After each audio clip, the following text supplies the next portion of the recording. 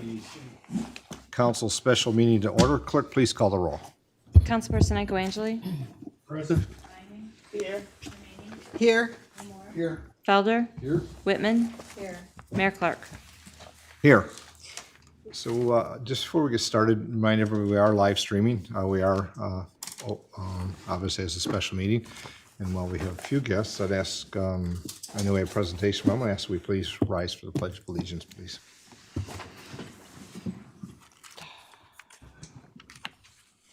Pledge allegiance to the flag of the United States of America and to the republic for which it stands, one nation, under God, indivisible, with liberty and justice for all.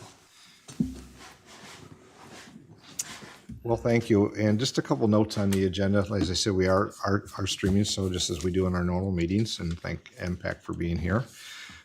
As you'll look at the agenda, you'll see there's not a public comment time on here, so we'll make sure that we ask for any public comment before we go into the closed session, and we get back at the end of our discussion after the closed session. If there's those present here this evening, we'll ask for public comment again at that time. So with that, Clerk. The next item is a presentation, Navarre Library Opportunity Center Space Analysis. Thank you. Mr. Pastu, if you have an introduction. If not, Mr. Cochran. I'm going to have Mr. Cochran do the introduction to this item for council.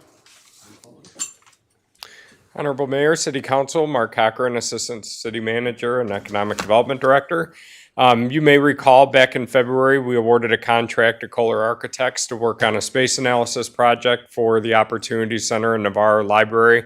While the city has made a lot of investment into that facility, and we know that there's also been a lot of increased programming and certainly a lot of desired programming to come at the Opportunity Center as well as the library. And so taking a look at what is the current existing condition of the building and the mechanicals and the facilities, and are they adequate enough to meet the future needs of the folks that we've contracted to manage and deliver services at that facility, MCOP, in the Monroe County Library System. So since May, we've been working with Keith Kohler and Woody Hoffer at Kohler Architects to do that analysis. And the project team included Nancy Belair and Amber Reed at the library system, as well as Stephanie Kasperzak and Manuel Hoskins at the Opportunity Center, myself, and then you'll see throughout the presentation, eventually we also invited Vincia Council and Julie Everly with Monroe Public Schools and the Learning Bank to join part of the conversation to look and see if there's some synergies that we can capitalize and really expand outside the facility and look at that entire campus. So I'm not going to steal the thunder, but I'll turn it over to Keith and Woody to go through the presentation. Thank you, Mark, and welcome. Yeah, thanks for letting us present tonight. I'm Keith Kohler and with Kohler Architecture, and joining me is Woody Hoffer with Kohler Architecture. And we've got this kind of a two-piece presentation. The first is a video that we would like to show that would kind of gives an overview, introduction that may help visualize the potential of the center. And then the second part of the presentation will be a brief snapshot of the packet that we handed out. So it won't be as in-depth, but there may be some questions that that may come up as we start talking about the project, and we may refer you to your handout that you've got. So I'm going to turn it over to Woody, who really spearheaded the video presentation and a lot of the design on this. Please continue, okay? Yeah. So we'll take a look at this video, and then, as Keith mentioned, we can discuss after.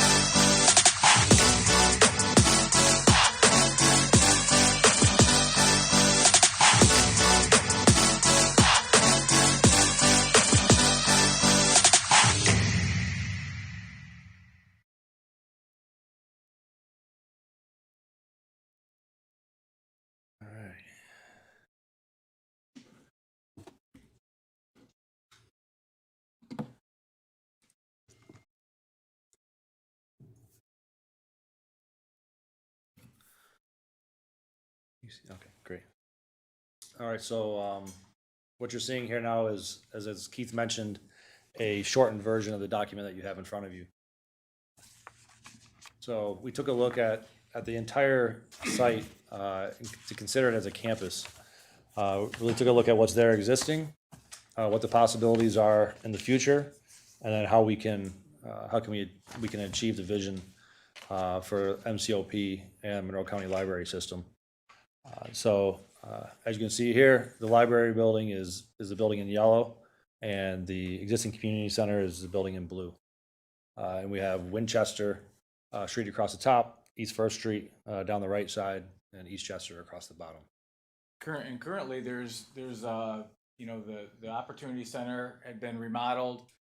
A lot of other site improvements, parking lot improvements, updating with the garden area.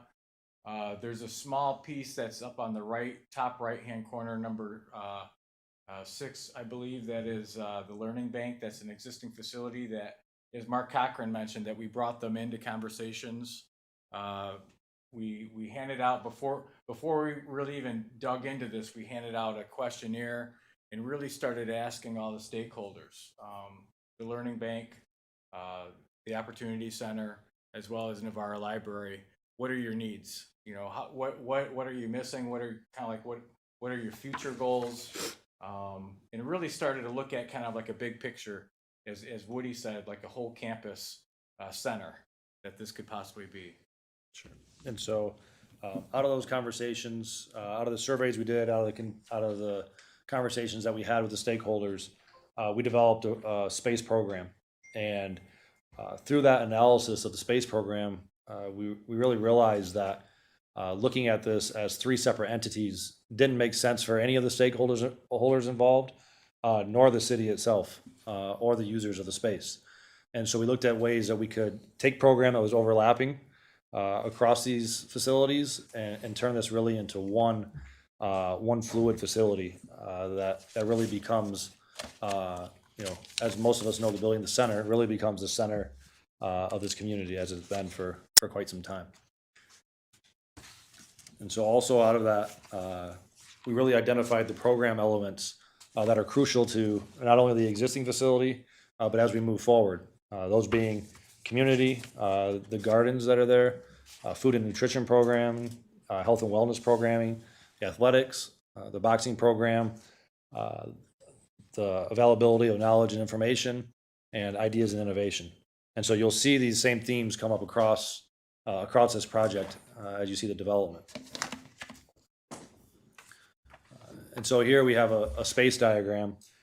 Moving from left to right, you have the existing library, which would then turn into a new boxing facility, and the existing library would then move. We're also showing a potential new locker room addition to we'll call it the west of that building. The existing Opportunity Center has very little modifications to it. And then as we move to the right, the existing alley would be abandoned, and we would connect this new building across the alley. We now would have our new Navarre Library to the west, the new space dedicated to the Learning Bank to the east, and then this community circulation spine, which we've been referring to as a community living room, that takes you through the middle of both of those spaces, providing community programming areas, that are shared between the library, the Learning Bank, and the Opportunity Center as a whole. So some of the icons that Woody talked about earlier, you can see how they relate to the new footprint or the old footprint that's maybe remodeled. In the red triangles, identify entry points. One of the challenges with the existing facility that we faced was the Opportunity Center is at a double height level. So this plan right here, you'll see is a ground level plan that we had to try to figure out how we could get circulation to work so that it would meet and satisfy ADA requirements. So that was a challenge that we resolved. You'll see it on the next slide, which will be sort of like the lower level and how we start to work with those programming elements. And so as Keith mentioned, as you can see here, again, you have the existing Opportunity Center in the middle of your screen. Again, that's mostly unchanged. And then you see that connector piece, that's to the right of the dashed line, that connects the new building to the existing building. And this again would be at the lower level. So you have the opportunity in the new building to enter the existing building both at the gymnasium level and at the community room level. And this kind of is a diagram that shows you those travel, those paths of travel and circulation throughout the site.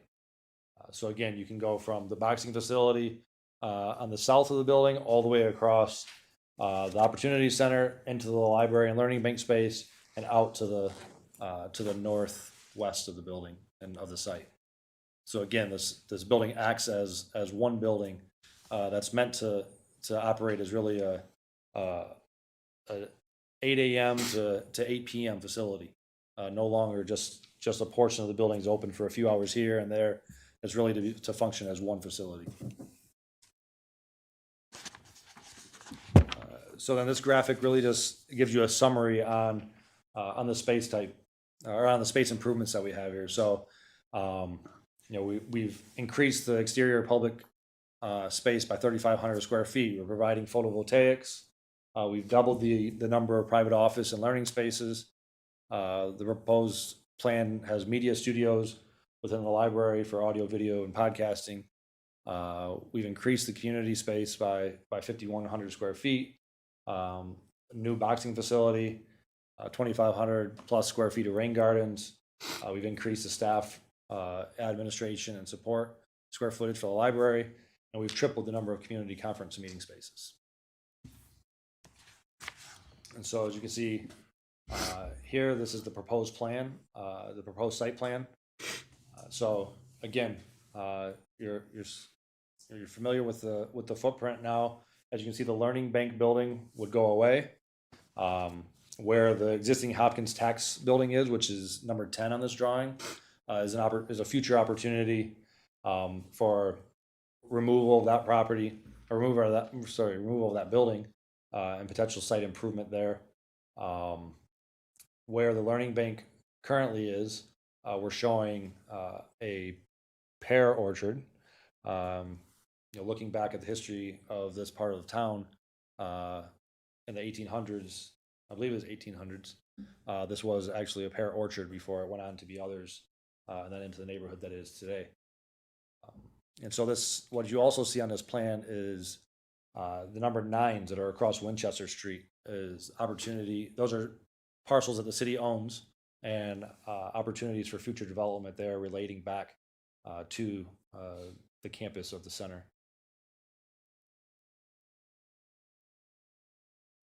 And then blowing up for you, this would be the ground level plan.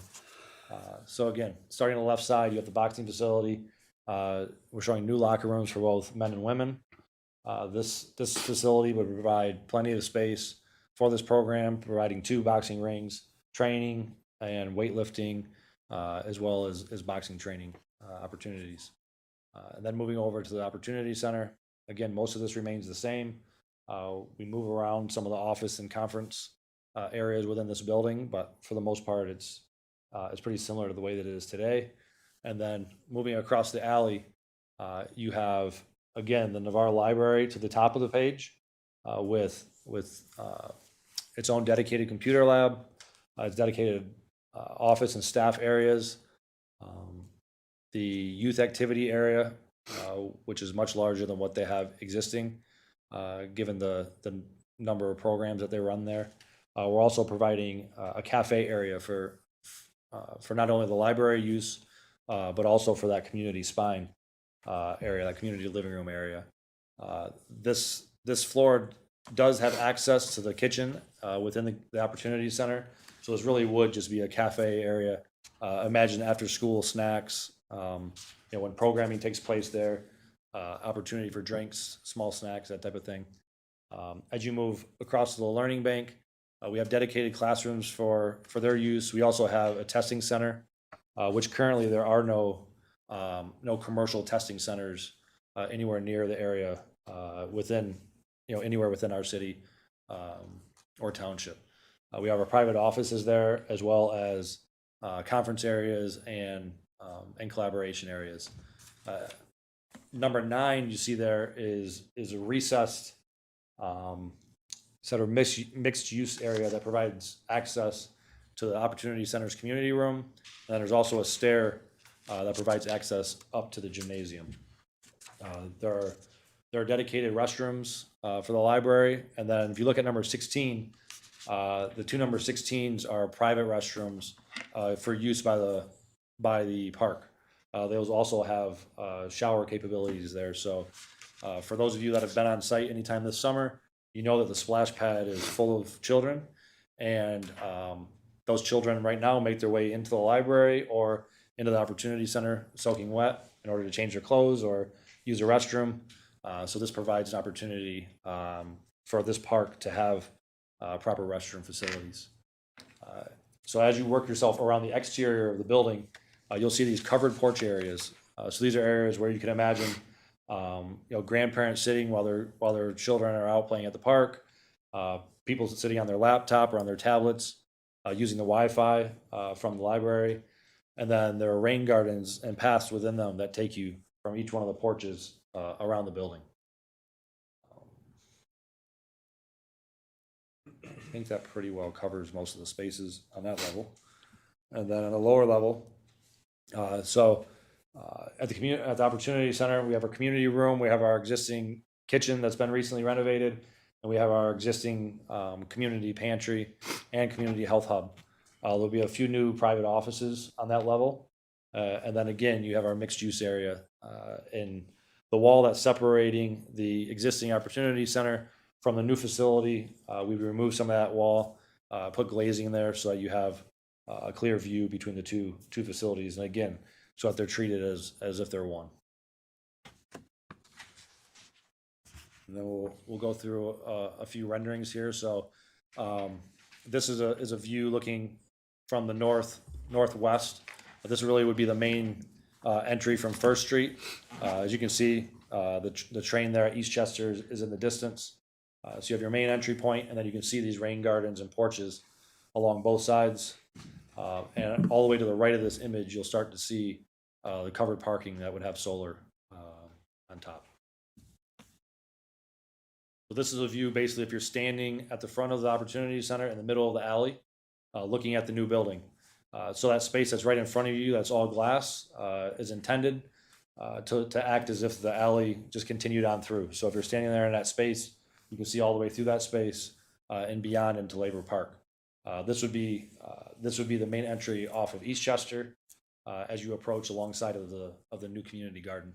And many of the stakeholders were concerned with the safety of that alleyway, with kids coming out and people cutting through, and with the dumpster being emptied. Part of this phase 2 would be relocating that dumpster that's on the backside. We've got a spot for that. Yeah. And then looking long term, this kind of entry plaza here also provides us opportunity for when we have events at this facility to have food trucks park along here, different festivities take place in this area. So this is another view from First Street. This is from the east side of the building. So that block that you see right in front of you would be the classrooms for the learning bank, and then again as you move up First Street, you move towards that First Street entry point. And this would be a view of that teen activity center from Labor Park. And so again, we've opened it up. The one thing that you'll notice with this design is kind of the opposite of what the library has now. It's very open, provides views in and out of the facility, and then this will allow for that kind of cross activity between Labor Park and that youth activity area. And then again, you'll see here these outdoor covered spaces provide plenty of opportunity for outdoor programming, and then really just for the community to take advantage of these spaces and use whether the facility is open or not open. And this is an interior view of that space, again looking out onto the park, and then again on the right side you see the covered parking with solar there. Another interior view from the Eastchester entrance. To the left side you see that recessed mixed use area, and then as you look to the right it looks all the way out to the First Street entry. Again, this is another view of the recessed mixed-use area. So you can see there's stairs all the way to the left in this space. There is a ramp, a handicap accessible ramp, kind of in the distance there at the center of the screen. And then these enlarged stairs provide opportunity for patrons to use, to study, to visit, to have a speaker at the lower level. Again, it's kind of a multi-purpose space. There's about a 4 feet, Yeah. 4 feet grade change that we have to make. And so next up is probably the most important part for most of you, the estimated cost of construction. Yeah, and so with the estimated cost of construction, we sort of bundled it up in some different buckets. This first slide here you'll see is a site development, and the number one really starts to identify the area that we're looking at, and that would include the demo of the learning bank, demo of the site, bringing in new utilities, getting the groundwork ready for the new building, relocating the dumpster, and abandoning the alleyway, and really doing the site work necessary for the new facility. And then again, some other buckets here. Number 2 is the new facility itself, so the new learning bank and Navarre Library is number 2. That includes the building envelope, the mechanicals, electrical, plumbing, lighting. We're looking at the structure itself is board form concrete slab sealed with modular carpet, exposed bar joists with ceiling cloud kits. Really sort of what we say is like kind of industrial materials that are really time proven materials that'll last, that can take take heavy use, but then having areas that are a little bit more quiet and a little bit more identified as maybe kind of residential, where you have the carpet, nice soft furniture, and those sort of things. But we're looking at a price tag of about $4,850,000 for that facility. I think the square footage is close to 17,000. 17,000 square feet. 17,000 square feet for that facility. Number 3, which is a new boxing facility remodel. So that's basically taking the existing Navarre Library and gutting it, keeping the exterior shell, but taking out the ceilings. In right where we've got the main ring, number 24, there on the, I guess, east side, we would have a raised vaulted ceiling, new lighting, paint, new mechanical, plumbing as well in that area. And then that would include the equipment.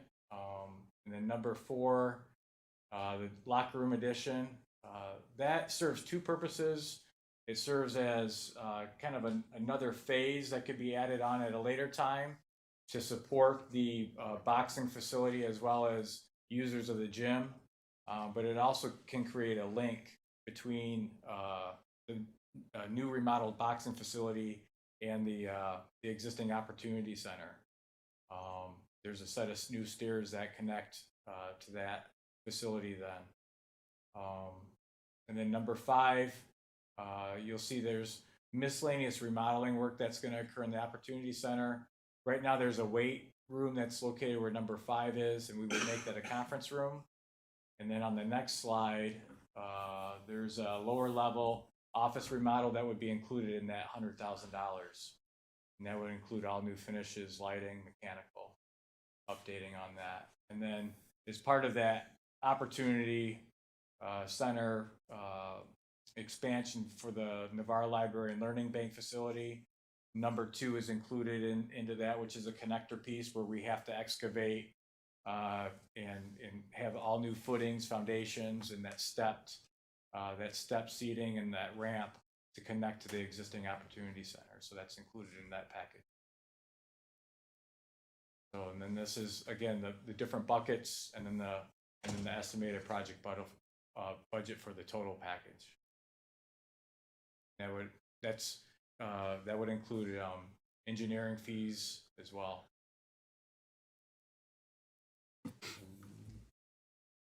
That's all we got.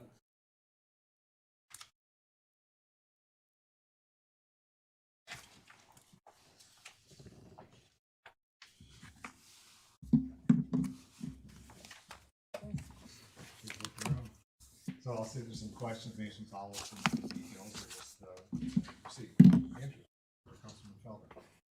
Thank you, sir. I suppose I have a question for the city manager on funding sources, whether we're going to engage the partners that are involved here, whether we're setting aside funds year over year in capital improvements to build up for this project, because I don't think it's something we could chip away at. It looks like something we'd have to do all at once, but that doesn't mean we could save and set aside for it. So I'm sort of just wondering how what's the plan there? One of the things, Yeah, one of the things that we had talked about earlier was clearly the library learning bank aspect of it is the largest cost, but there's elements in there in which you can bring on some of the improvements, like in the boxing area, in the development of that, the new locker room, and what have you. But the last item for us to talk about tonight is going to be capital improvements and ARPA priorities of the council. And there's quite a bit of funding out there, and Ed and I are trying to figure out another way to weasel some more into the system. And but we do have to start, figuring out where these priorities are and how you phase in what projects are important and which ones we just go full bore at. And but don't exclude the potential for finding partners on this project as well. There's a lot of benefit from when you look at the programming that went into it on the front end, when you identify there's education, senior programs, medical. There's partners out there potentially to assist in the capital cost.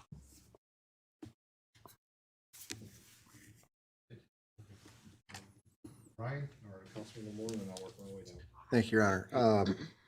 Looking at the boxing facility, is that just basically a sparring ring, or is that something where you could actually have a match there, or what do you envision that as? Yeah, I've got a couple slides that are in your packet. I'm just gonna see if I can't pull up to those here really quick, and we can maybe take a look at a floor plan as well as some of these concept images that we were thinking. So these always, I think, kind of get right to the point of, It's essentially a training facility. It's not large enough to hold an event. That was one of the things on their wish list, was to be able to have a space to hold an event. In talking further with them, they thought that maybe this would occur once or twice a year, which in that case they could set the ring up inside the gymnasium and hold the event there. So that again, we're not duplicating a 5,000 square foot space to hold spectators in that's used, twice a year. So really, this is just about the training itself and running that boxing program and not holding events. So yeah, as Keith pulled up, this gives you some idea on what that space might look like. yeah, currently they're in almost what I would say like an upper story bleacher, the facility, and it's really not functioning properly. And there is a big need for it, and that was quite the challenge, to try to figure out how to get the space to work in the existing library so that we aren't building a new facility, but that we repurpose something. And so that was the idea or the intent. Yeah, very impressive. Thank you. Thank you. Do you have a year timeline on when the completion for all this could be done? Well, I think part of it is again, part of our discussions that we're going to start tonight and work through the capital improvements programming process to figure out where those priorities are with council for other projects and how you can allocate some of those resources. And then, once that's determined, then they can put together a schedule for design and construction and completion ultimately. But I think even if you pulled the trigger at the earliest, you're still probably looking at a minimum of 2.5 years. If you decided tonight to do it, 2 years maybe.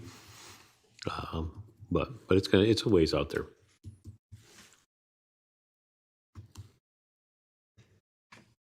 Councilman Felder, any questions, comments right now? Yeah, Your Honor, thanks. My comments are not necessarily regarding the plan itself, which I is kind of interesting. Mine are more that, and I think I mentioned this to the city manager when this was discussed, was if we're going to invest $7 or $8 million on this campus, then we need to allocate budget to buy some property across the street on Winchester and a couple of problematic houses on Winchester to the south. So there's the apartment building over on the corner of First and Winchester that's very problematic, and it would detract from the investment that we make on this campus, as well as a couple of the buildings that are on Winchester heading south towards 3rd Street that are constantly a source of blight in this area. So I think we need to acquire a couple additional pieces of property in order to really clean this slate up to make it very impactful. Otherwise, it's like putting $8 million in this campus and then you got terrible pieces of property surrounding it. So I think we just kind of take the same strategy that we did with the old Masonic Theater, is focus our attention on eventually purchasing and demolishing some of these buildings. And maybe they can be done through the next phase of the River Raisin Battlefield.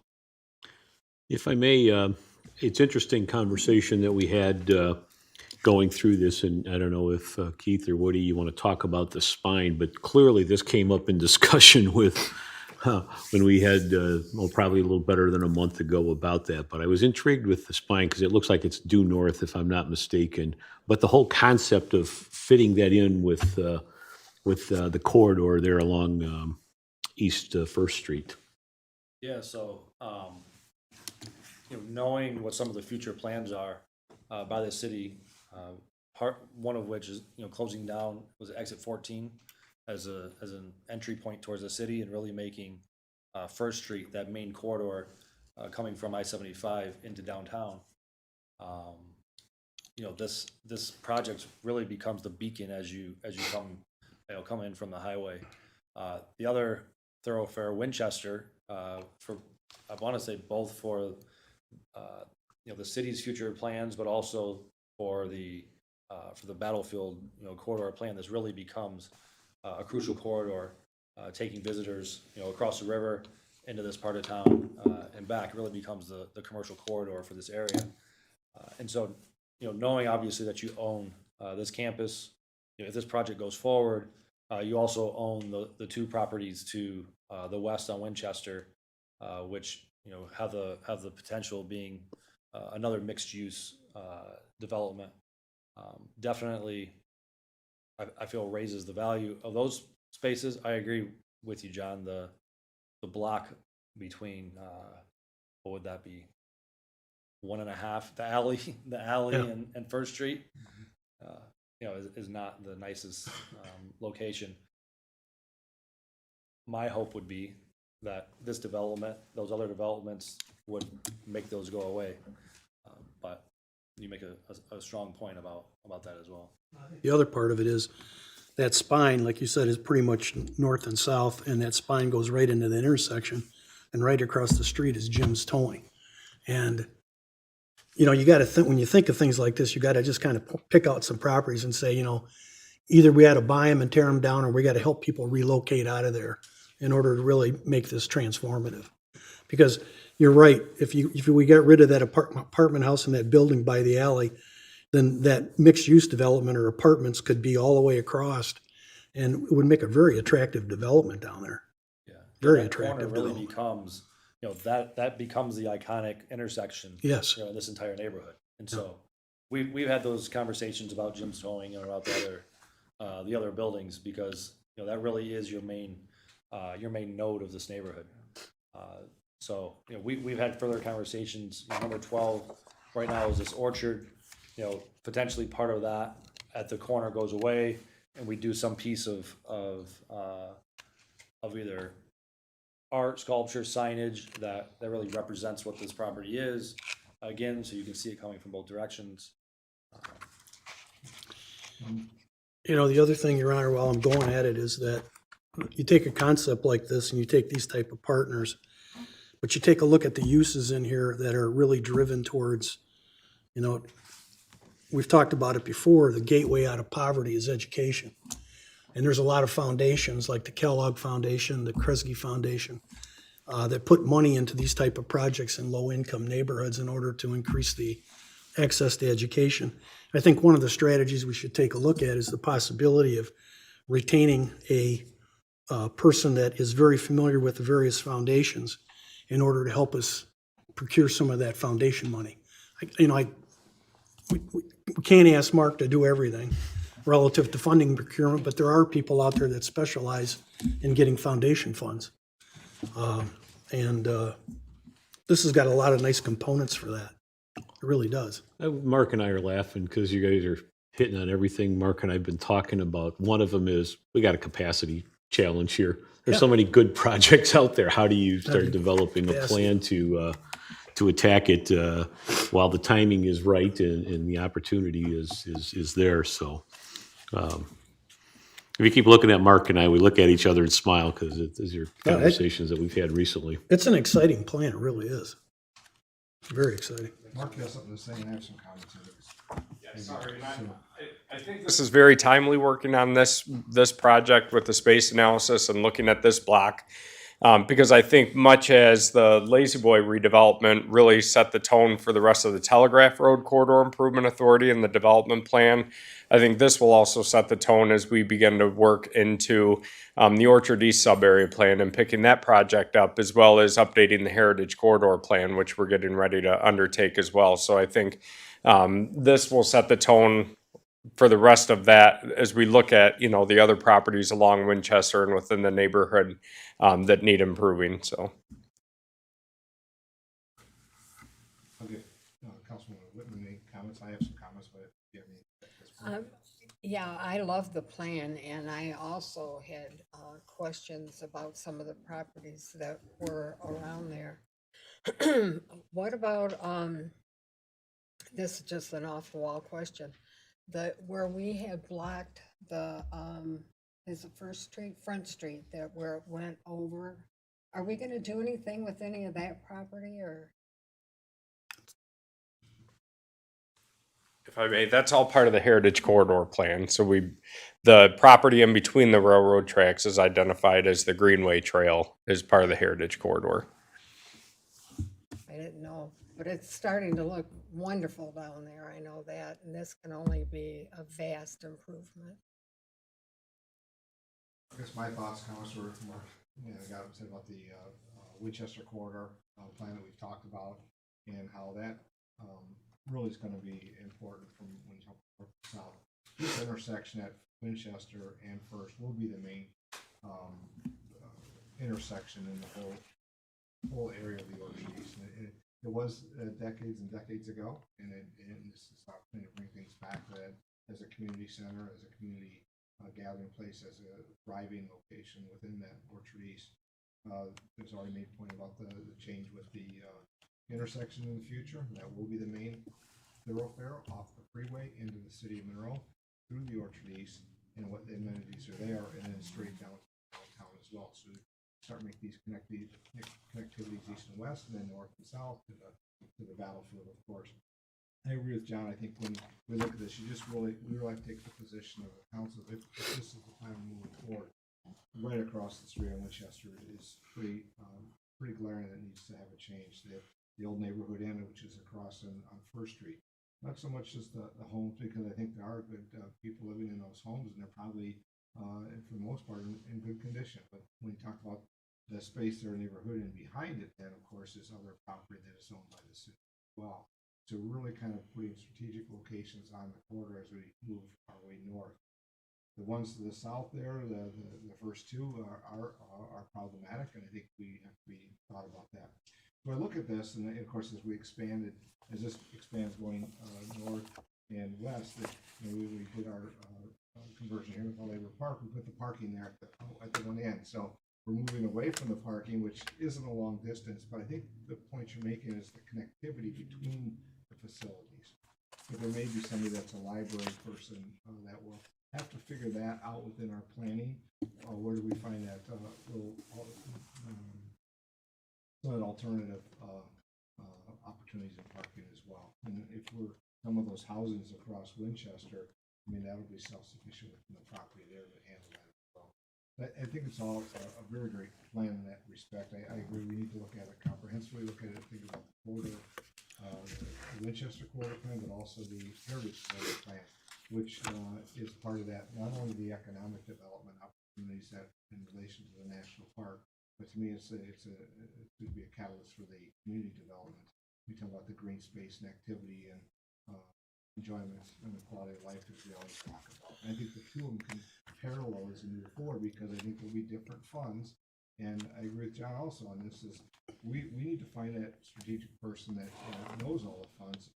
And while I think we have the quality people who can figure it out, they also have many other tasks as well, because we can't drop one for the other. And I think is to see that develop continually going south along those corridors, I think this would be advantageous.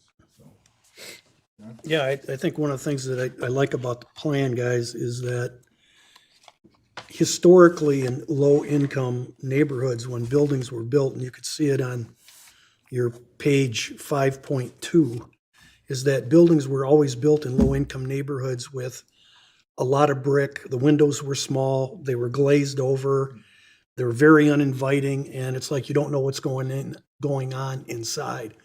And the concepts that you came up with all the glass, it's extremely inviting. You can see inside the building. It's got a certain degree of energy to it. It's totally 180 degrees different than buildings that were built in low-income neighborhoods back in the 60s and 70s. That could look like a substation for a police department. So, I think the concept that you have with the materials, a lot of glass, a lot of color, it's really cool. It really is. We were influenced by early on by one of the architects. We brought him in a conversation for the Austin Library, which is a new library in Austin, Texas.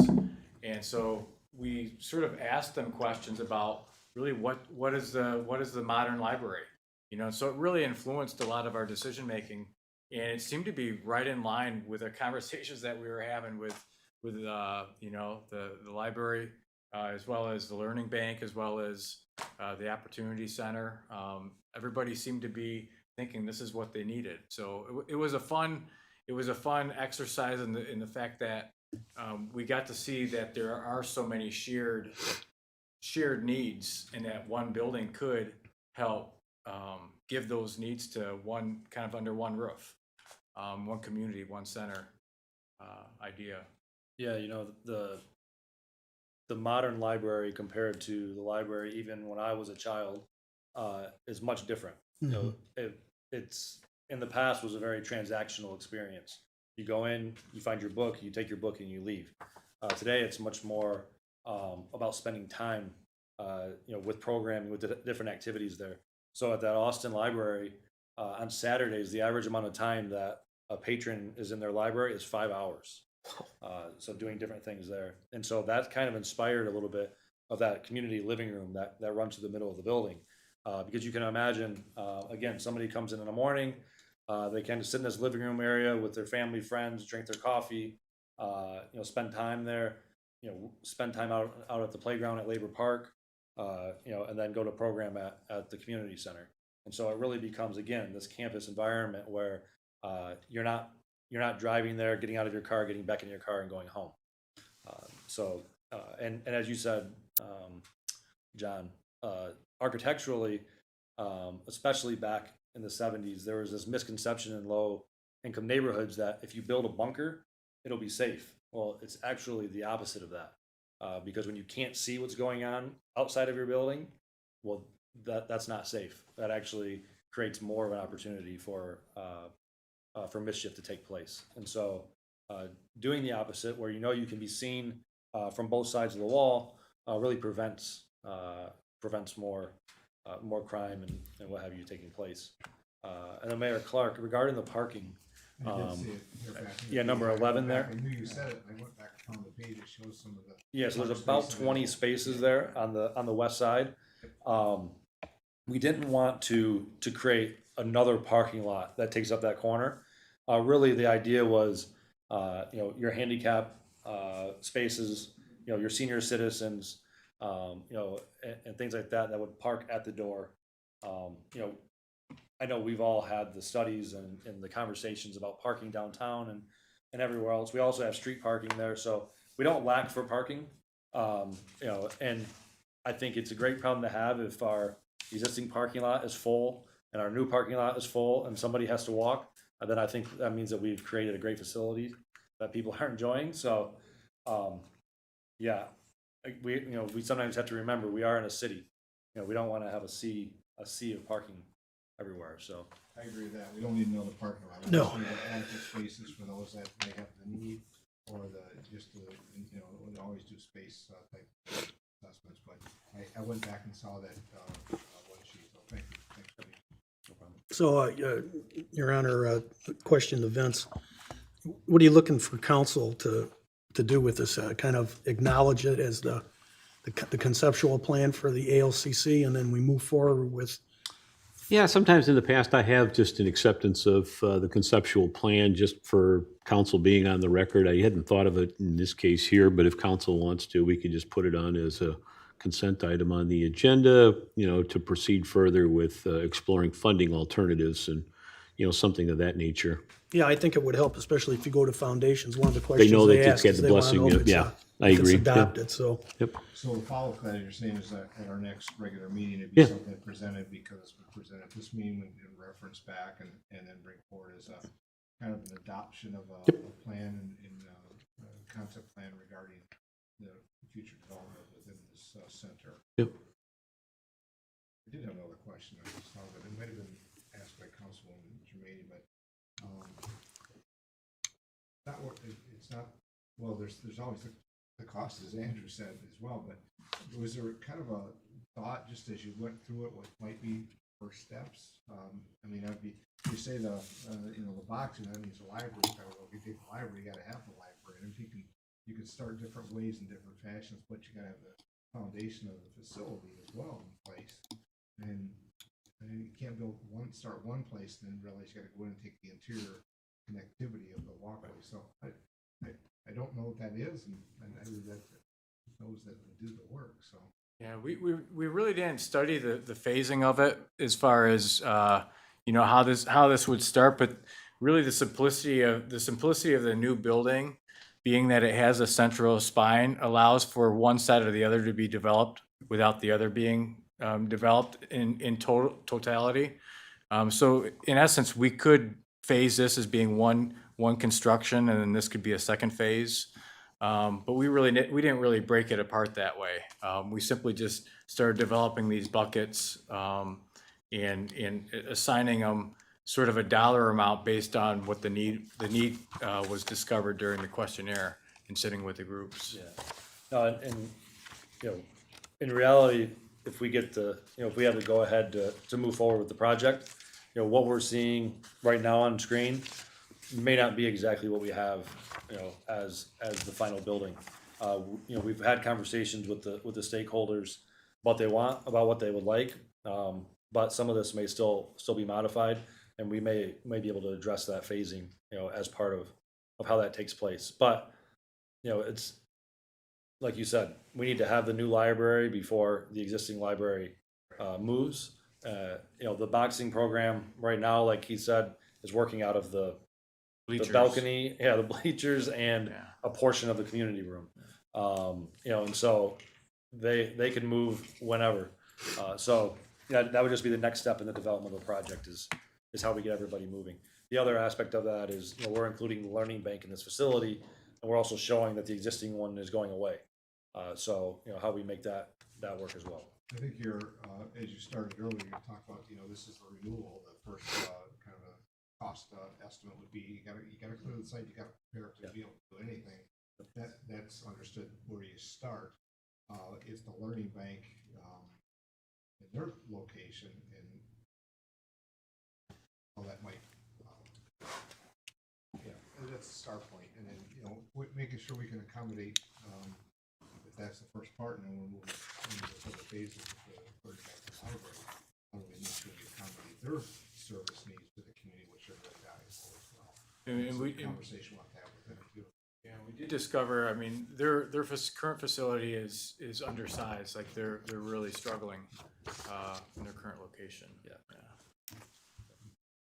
I'm sorry I stepped out for just a quick moment, but, you know, as part of that motion, you know, accepting the space analysis and concept, do you want me to include some language in there to give them a further direction regarding the staging considerations that may go along with that? That may help council in considering, you know, some of the funding associated with it. So does that sound reasonable to you, Keith and Woody? It just, because when I look at it, some of the site improvements, you can do them in phases.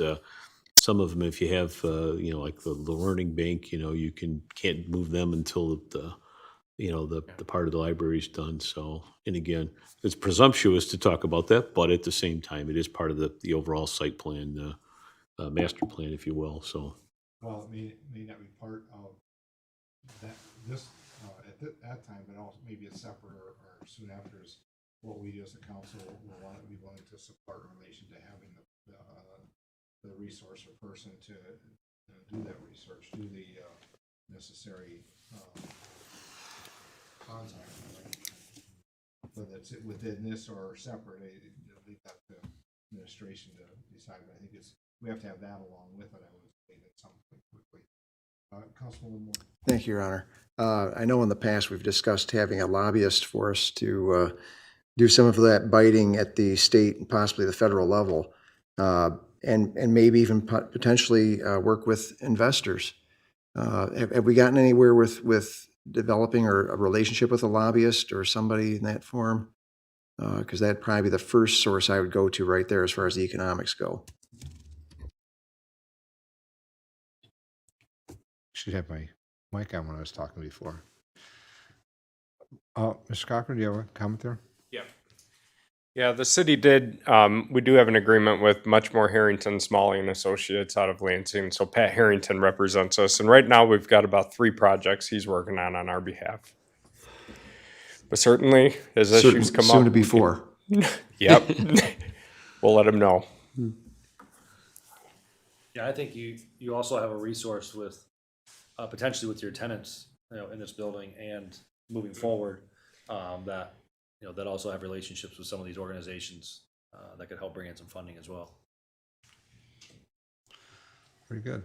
I'll see if there's any final comments or questions at this point, and anticipate more coming back from the administration. I see no other comments. Thank you, gentlemen. It's a great presentation. It's a great proposal. Look forward to how we can move this forward. I know council does. So thank you. Thank you. And also, real quick, thank you, Mayor Clark and Michelle for joining us on Wednesday for the reopening of the gymnasium at the community center. Yeah. That was great. And Councilwoman Viney was also Yes. with us. Yeah, but she's not here currently. So, well, thanks, Woody.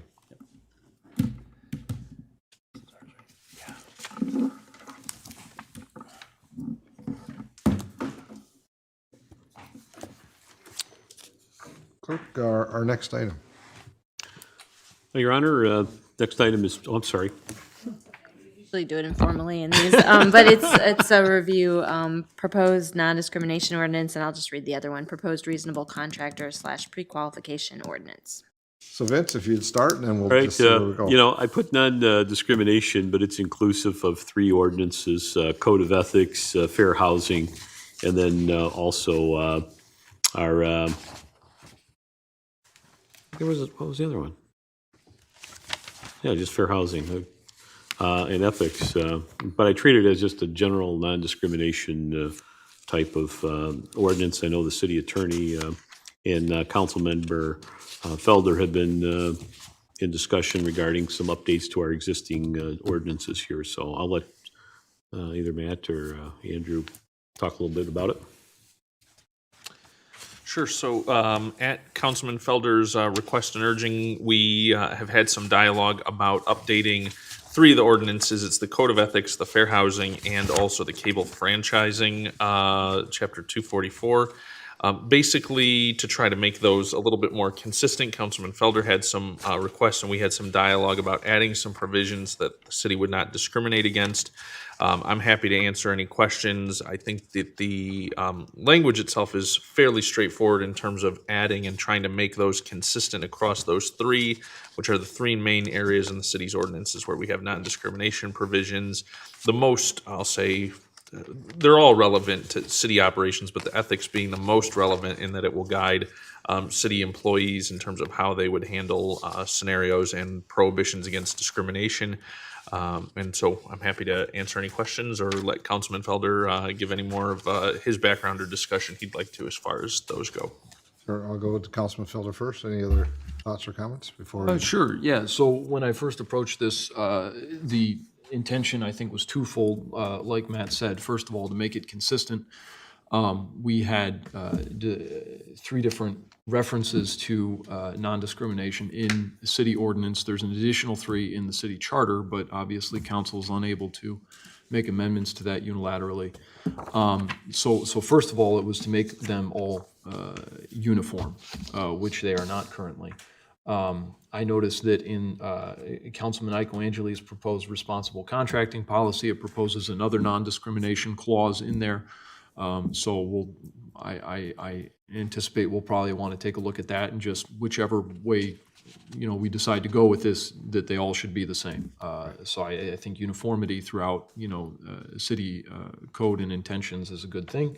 And then second of all, just sort of a housekeeping update to bring it up to the times and include some new provisions that actually we are currently including many of them in our contracts, in our labor contracts now. It's just we haven't gone back and updated our ordinances yet. So it's nothing that any of us are unfamiliar with. It's the same clauses that we're all used to. It's just that the ordinance hasn't been updated in several years, and it's about time, so. I have a comment. I think it ties right to Councilman Felder. So I did notice also in the other proposed discussion this evening on the ordinance with the pre-qualification and a reasonable contractor, that there was also a section there regarding discrimination and verbiage. So I agree it should be the same, whatever we come up with. A couple questions on what's on. We'll start with this one on the wording. I agree it should be the same. I didn't notice in one area it says national or sectional origin, and the one just left national off. I think it's just going through and reading it to make sure it's the same. I had a question after religion, and I'm looking at maybe Mr. Buds, because I'm trying to think where I might have, if I've read this before, where it says or lack thereof. Is there a necessity for that? I know you wouldn't say non-religious, but I'm just trying to think of I'll confess this is a subject that Councilman Felder and I discussed in some ways and at some level. I'll say I think his intention, I don't want to speak for him, he's here, he can obviously do that, was the idea that for those that don't have a religion is saying that you won't discriminate on the basis of religion. Does that imply that you must have one? And so I think at the conclusion of our discussion, his thought was to include for those that don't have any religion or don't, I'll say agnostic, atheist type arrangement or beliefs in their mind, that they would be included, that they wouldn't be discriminated on that basis. Full disclosure from my perspective, I think if you say you won't discriminate on the basis of religion, I think that includes any religion or no religion at all. But, understanding Councilman Felder's point and thought, include it in the draft for discussion purposes here. I understand it.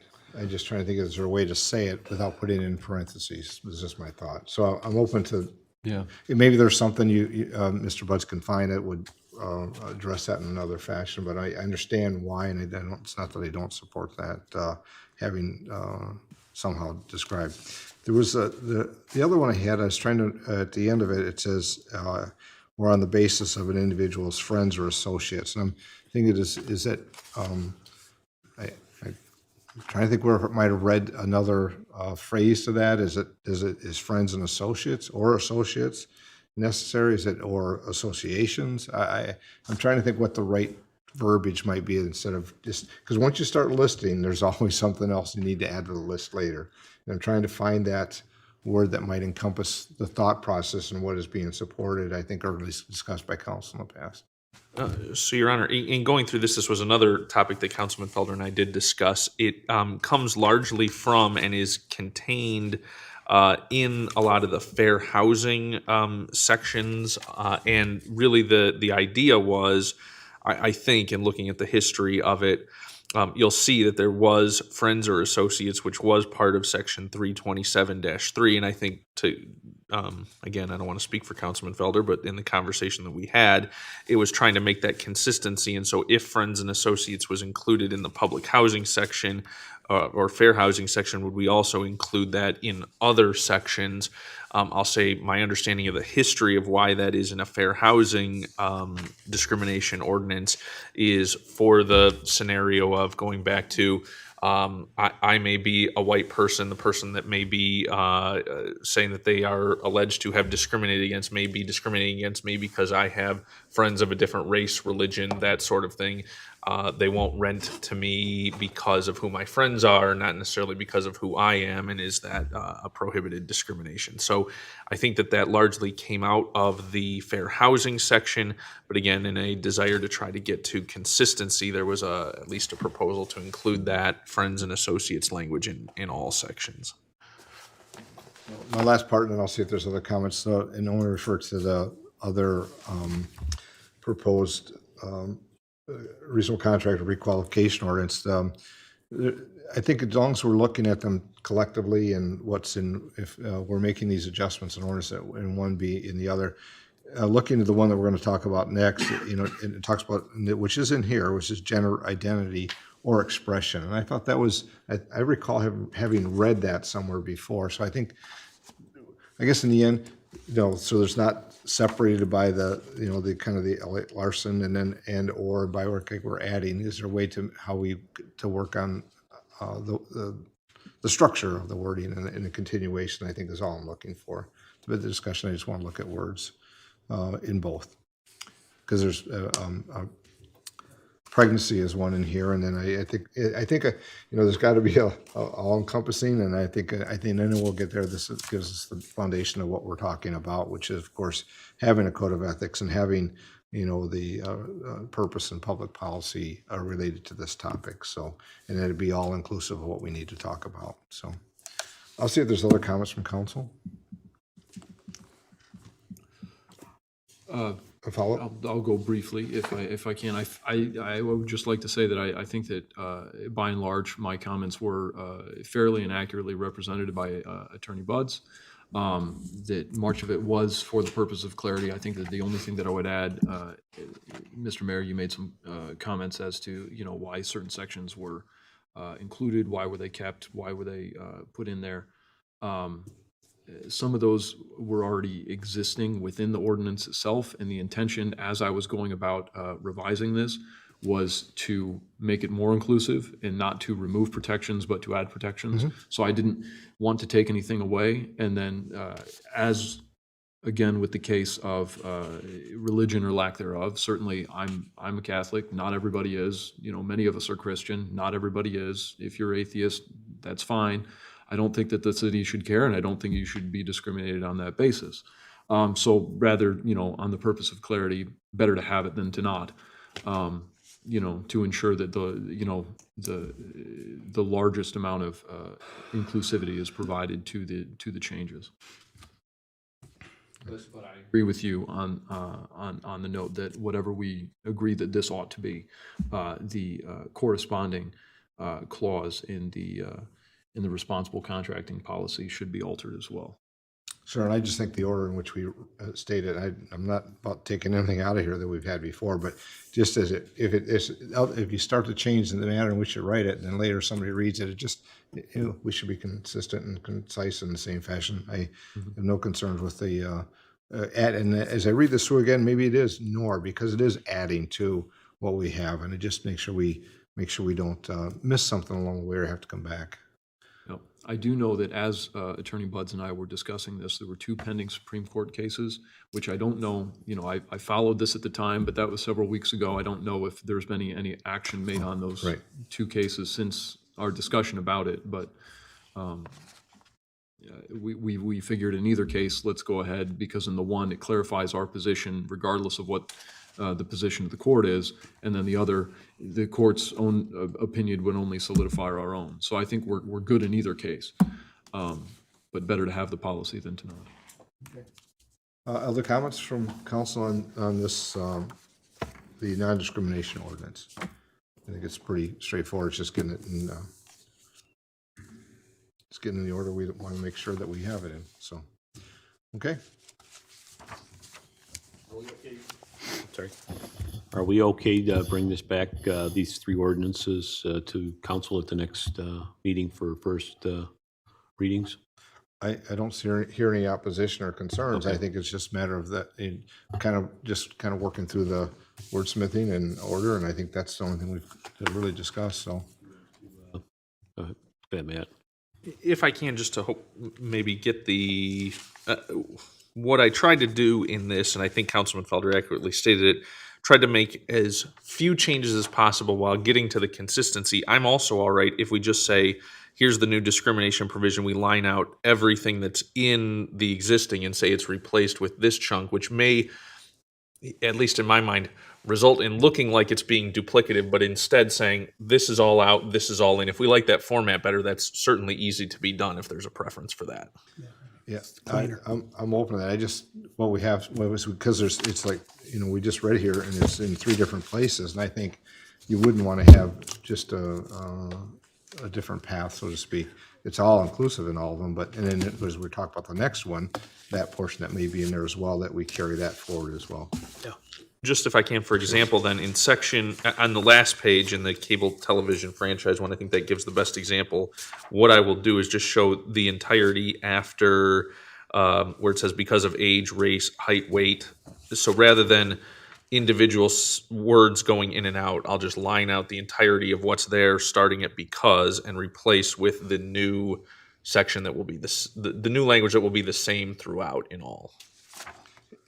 As I look through these, I kind of find it interesting they're in different places but things come along at different times. Is there any thought about having the anti-discrimination ordinance and then referencing that in the other ordinances, so you don't have to, when you make a change to one, have to go and change all 3 or 4?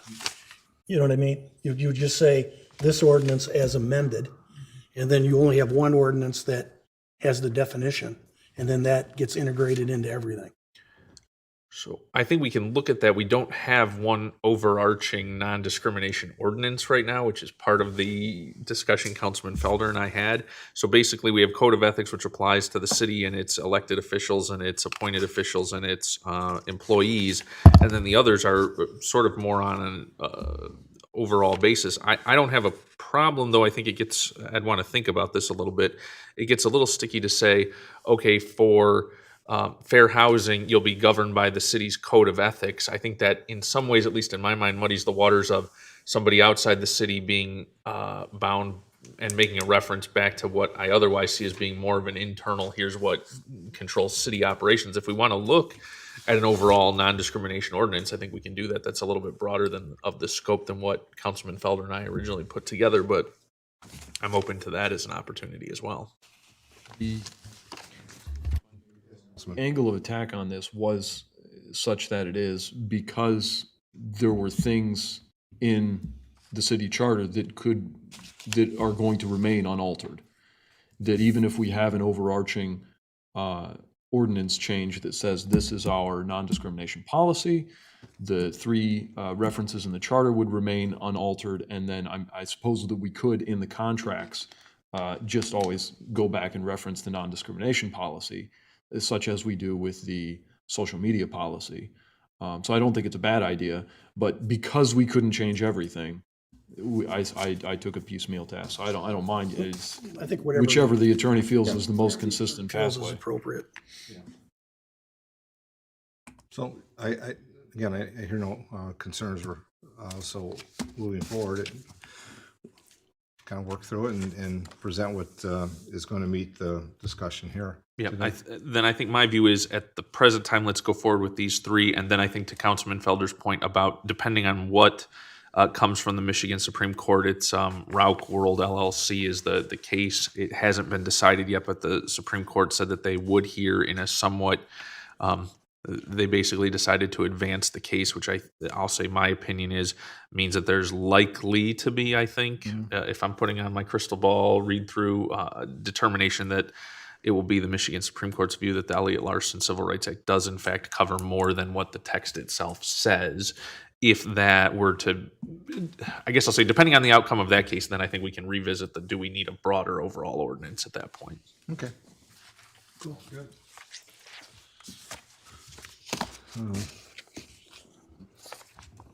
Well, under the review, Vince, the second item? Yes, excuse me. Next item is just a review of proposed reasonable contractor pre-qualification ordinance. I'm also just gonna, as we get started with this discussion, I asked Patrick just to give me a listing of the different types of contracts that we've been involved with over the last 5 years. They're color coded, just so you have a sense. And I'll let, if you don't mind, Councilmember Ryko Angeli, talk a little bit about your thoughts related to Oh, this. yeah, sure, thank you.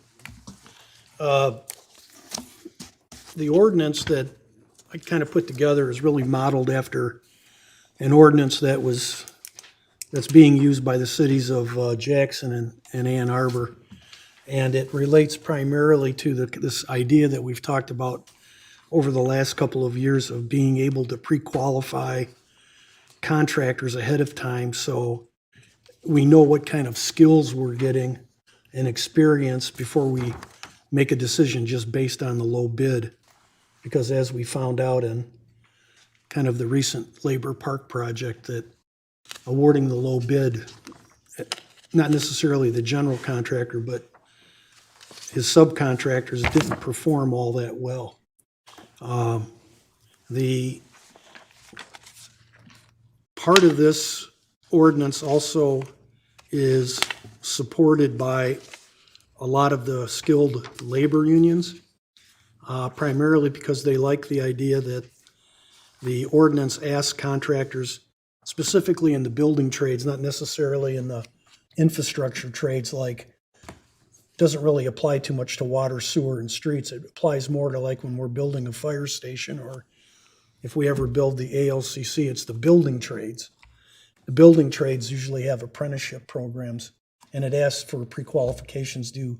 Does your company have an apprenticeship program to encourage the development of younger people into the still skilled trades, which is a big problem in Michigan, is we don't have enough skilled trade. I mean, even a couple of years ago, the Michigan legislature had made some revisions to the high school requirements in order to provide greater access to students that didn't want to go to college to go into the vocational skills in terms of carpentry, plumbing, being electricians. The ordinance, the information that is asked in the ordinance is very similar to the information that is asked in several municipal RFPs. I know that our firm, if Patrick was here, he would tell you the same. Manikin Smith, Jones and Henry, Fishback, all the companies that we work with, Spicer, if they want to work for the state like MDOT, they have to go through this kind of pre-qualification. You got to show your areas of experience, the people that are primarily going to do the work. You got to disclose if you've been involved in any litigation in the last 5 years, have any claims. You got to provide references, and all the engineering firms in the state that want to do work with Department of Management and Budget or with MDOT or with DNR have to go through a pre-qualification process. In my opinion, it helps streamline the bidding process, because when we send out bids, the way this is set up is that once a contractor is pre-qualified, the pre-qualification is good for 3 years. And it just makes the bidding process a lot easier, that when the bids come in, right away, we can check to see if they're pre-qualified. If a company that wants to bid on the project isn't on the pre-qualified list, then as part of their bid, they'd have to submit a questionnaire with all of that material. I stuck into the ordinance an amount of $50,000 as the trigger. The council can increase that if you want. We can increase that to $100,000. That's the trigger that would require the pre-qualification process. And maybe increasing it up to $100,000, it would, some of the contracts that we have out, for example, like if we retain Kohler to do some additional conceptual plans and it's under that amount, they wouldn't necessarily have to go through the pre-qualification process unless their A&E fees get over the trigger amount. But the other part of it is, and we can, like, for example, the anti-discrimination, you'd want to make that consistent with everything else that the city's got. But the thing I like about it is the price of the project is worth 25%. There's corporate accountability, workplace safety, which is a big factor in today's world, workforce development, and then the area of social equity. And the social equity comes down to the question that we've always get asked when we do a bid: how many local residents or local contractors are going to be involved in it? And, we got that question asked for the fire station. We didn't have a lot of issues with the fire station because I thought AUK did a nice job of trying to get as many local contractors involved in the project. And that's the social equity aspect of it. The reason why I asked Vince to take a look at it, and let's talk about it, is if you take a look at our proposed schedule of projects for next year, we've got a lot of projects that are going to involve a lot of different contractors. And if we got something like this approved sooner than later, we could actually start the pre-qualification process late fall, early winter. So when we're ready to start bidding these projects in January, February, we'd have the pre-qualifications already done.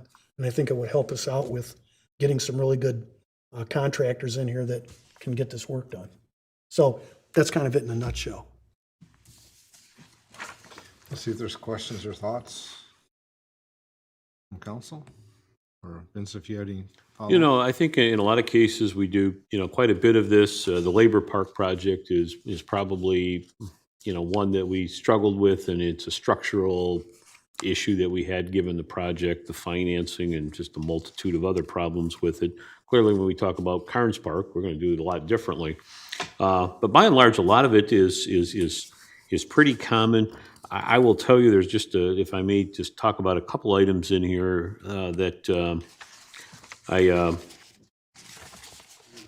for some thought is, as we go through this, with the pre-qualifications, again, some of the contractors we're going to deal with a little bit smaller. If we treated it more as a checklist, whether they have an apprentice program, the living wage, again, what their local employment base looks like, because where all this is leading to, I don't want us to, as administration, being the one doing the grading, because there is a subjective aspect to it and how you evaluate some of this. And clearly, the way our purchasing ordinances and policy is written, council has the right to accept or reject any or all bids with or without cause. And I think if you look at a checklist, and I can tell you, with absent of specifics here, but council in my past experiences has said, well, we're not going with the low bid. I had one particular where we did a $6 million courthouse project 20-something years ago. They said, there's only $2,000 difference here. Let's go with the local guy as opposed to somebody, miles away. So there is the latitude that we have, and if we provide you the information, I'd feel more comfortable with council making some of those determination as a checklist-related item that they just have to address, as opposed to, and some of it can, we can include a lot of this in there where you have to hit the checklist, and they can always elaborate further if they need to. But some of the smaller contractors aren't going to have like the apprentice program or a thing like that. And in the case of AUK, which was, I think, really an example of very well done with the screening that they've done. They did not take the low bid all the time. They went through and made sure that there was quality work and experience with that. And they had like 31 trades, if I recall, related to that. And Mr. Angeli's spot on with when you get into the construction, there's a lot of different trades that are going to be engaged in a project. Our road work's going to have some, obviously, with the underground. Some will subcontract maybe the contract work, whether it's curb or flat work, and just do the asphalt end of it. But those are kind of that would be the one concern that I have is just I personally don't want city engineer and myself being in the position to do the evaluation. If we give you a checklist of what they provided and some verification of it, then I do. The one I do like though is from a safety standpoint is using the workers' comp mod factor. That's really good because that'll tell you that the numbers speak volumes. If you're below 1, you're doing good. And I've always, organizations I've run is get this thing as low as you possibly can, and preferably below 1. Then you've got a safe work environment. So. I'm sorry, Vince, which was that? You said workers' comp? Where was that? One of the conditions in here was workplace safety. If you see that on page 8, starting at line 345, I think, again, these are just safety. Okay, things that council, I think, if we did this as a checklist, give us what that experience mod is. I think it's a good factor. The other one thing I do struggle with is the financial statements on page 5. Because this would be a public document, I mean, you may get some small contractors, that don't do audited financial statements. And I know in many ways in the past, we've relied on, are you bondable?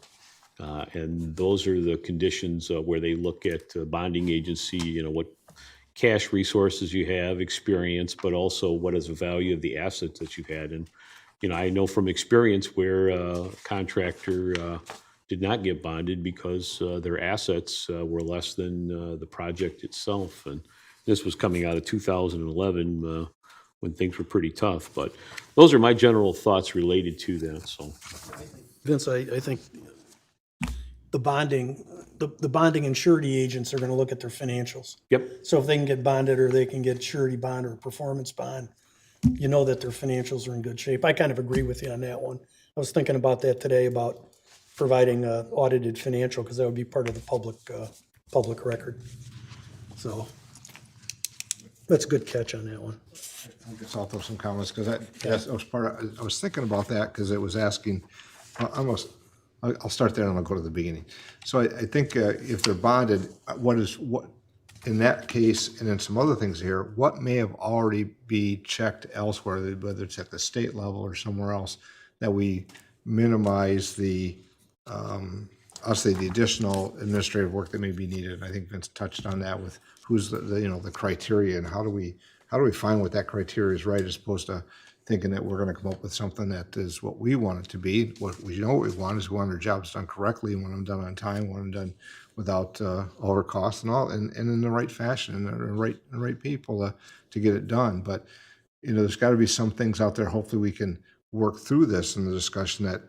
And John, you referred to one that I thought I was not aware of when it was regarding the Class A apprenticeship. Well, maybe there's something there that's a national or statewide that will get that to us, that we streamline the time may be needed, whether it be from engineering or otherwise. So the bonding was one I thought, and then it gets to the liability. And there was maybe, well, I understand why it was on page 6, I think line 240 or something says, list of all litigations or arbitrations currently pending. Well, some may be pending, but they may not have conclusion. And I think, while I understand we want to know if somebody is always in litigation, but to me it's the outcome of those litigations. And in the past 5 years, I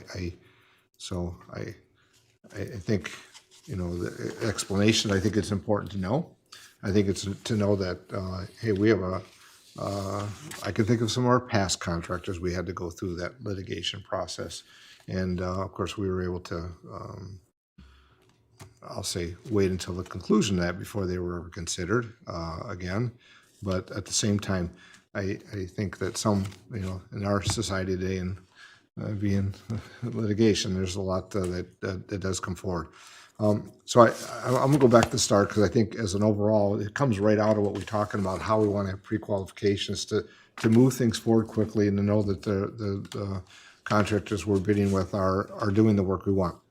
So as you're talking about construction project, not more than 100,000, I try to think, what would those apply to? And I don't have the list of comparisons it would be, and is that the right amount? Should it be higher? And then, John, as you talked about that, the 50,000, maybe that should be higher. And I think if I look at that, that's the application of subcontractors also. I'm trying to get some context for myself to understand if we put I think overall, I think it's important to have something here that if it moves our projects along quicker and we have more confidence in the outcome, I can support that. I'm trying to look at some of the wording and stuff that it is. The engineering department promulgate the rules and regulations. I'm trying to think what we currently have in our bidding process, and I didn't have time to go pull that out to use as kind of a comparison. Obviously, we've had some items come up, not all the time, but if it's a way to make that stronger and better, I agree. And the pre-qualification, I think, is a way to get there. So there's some timelines on the times and no fewer than so many days, and after if council passes a pre-qualification, how many days to get that done. I don't want us to run into a timeline we're not getting it done. So I'd leave that to administration, the city attorney, and also the staff and input, say, can they make it or not? I think those are all discussional items. It's not really the impact overall. There's a couple on here that, the pre-qualification and the time frames. There was one that said if, I think it was on page 4, talks about maintaining, the engineering department maintaining a file. And I'm trying to think if that's, I know what, Councilman, I know what you're asking for. It's under section 5 there. Determine the non-responsibilities of the city maintain a file, because they're going to come back again. And so how do we reference that? Because I don't want to have necessarily a file that's in somebody's drawer that when we get bids, we start pulling that out and then they're disqualified without that discussion. That goes back to that criteria, I think, Councilman, that you're talking about. How do we develop that, to me, is whether we have problems in the future or not. I'm not opposed to having those that we have problems with, that we have to say, have you rectified these problems that are past? But there, and if there's not, and to maintain a list of 5 years, have they not responded back? I don't want to get into a problem over that either. I understand, and I think we should have awareness of those that we've had problems with, or learned that there was a problem elsewhere, especially in municipality work, that I would be concerned about. Mr. Buzz, did you have a comment there? I did, Your Honor, but it can be at the conclusion of your comment. Okay, It's fine. well, I got a few more. So, and they're not bad. They're just the things as I read through here. And then, yeah, we should hold our contractor, it was in the same section, accountable for the subcontractors. Absolutely. Because it's like we have with some of our properties in town and rentals, as we talk about that. We don't talk to the people that are renting there when there's a problem with the place. We talk to the person that owns the place. The screening criterion, that I think that's part of what I've already talked about. Time frame. I'd like to learn more about the journeyman's position and what was, I think Mr. Pastu might have followed up with a comment about that as far as having, do they have an apprentice program? And I think, as I heard, there's a place to find some of this information to know that what they might have as a foundation. I think if we can show that they're a company that's moving people forward in their employment, we know that they're going to be doing, I think, a job that's going to be satisfactory as opposed to just hiring anybody. And I think that's kind of what the reference is. There's an item on page 6, it's line 263, and maybe this is something that's available also through a statewide, or contractors should be aware of or be willing, but I wonder if we're permitted to ask or get this information. Verification of the existing fitness for duty, it says drugs, alcohol of each employee working on the proposed job site. I guess for safety and security, I understand why that's being asked. How do we get that without saying, hey, give me your employees' names, and do they have any fitness for duties related that I think we could be challenged? I don't know, but we want a safe work site. I would hope they weren't employing those that had a problem that was existing, but sometimes it's prior existing and. Well, we could just verify, just say they have to provide verification that they have a program, but not give us the employees. For list.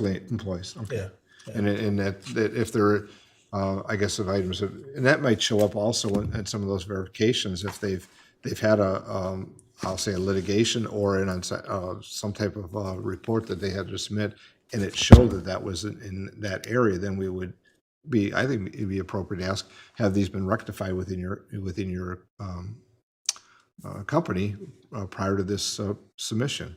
I think it's kind of how we get there, I think, is the point versus it being there or not. And I think the next one says that, bid criteria, I'm trying to go through quickly here. So in the bid valuation, I think Vince kind of touched on that, is how do we do it and who does it? I think I'm gonna go to another topic we're still having conversation about and have a ways to go. But when you talk about the in the marijuana, recreational marijuana, I just got back from the Mayor's Association meeting. The one thing that is they're all being litigated, and what they are going and addressing on every case was the criteria and the person was selected and who was doing it. And I'll give you the one example I heard at the meeting. They took it, the court ruled, they took it away from the council and gave it to the clerk to decide. So the clerk was the one that had to manage the criteria and then start doing the evaluations and then saying, here's who and here's how many. And I'm thinking, we have a very important and clerk treasurer does her job very well. I think about those responsibilities, and then the council sitting, and my point, I'll get off that topic. My point was that criterion selection and having it in place, I think, is really important, and it's going to take some time to. I'd like to see, since Councilman, thanks for referencing where some of this comes from with a couple other municipalities, and to see if they've been challenged on some of that to date would be helpful for me as well. But I'm all thinking, how do you do it in point scale that gets to the percentages? I think that the price obviously is important, the corporate accountability, the workplace safety, which I appreciate was in there, the workforce development. I think that was kind of new for me, but I understand now why the conversation. The last one on the social equity, I think when I think social equity, the 2 and 3 kind of hit on those for me.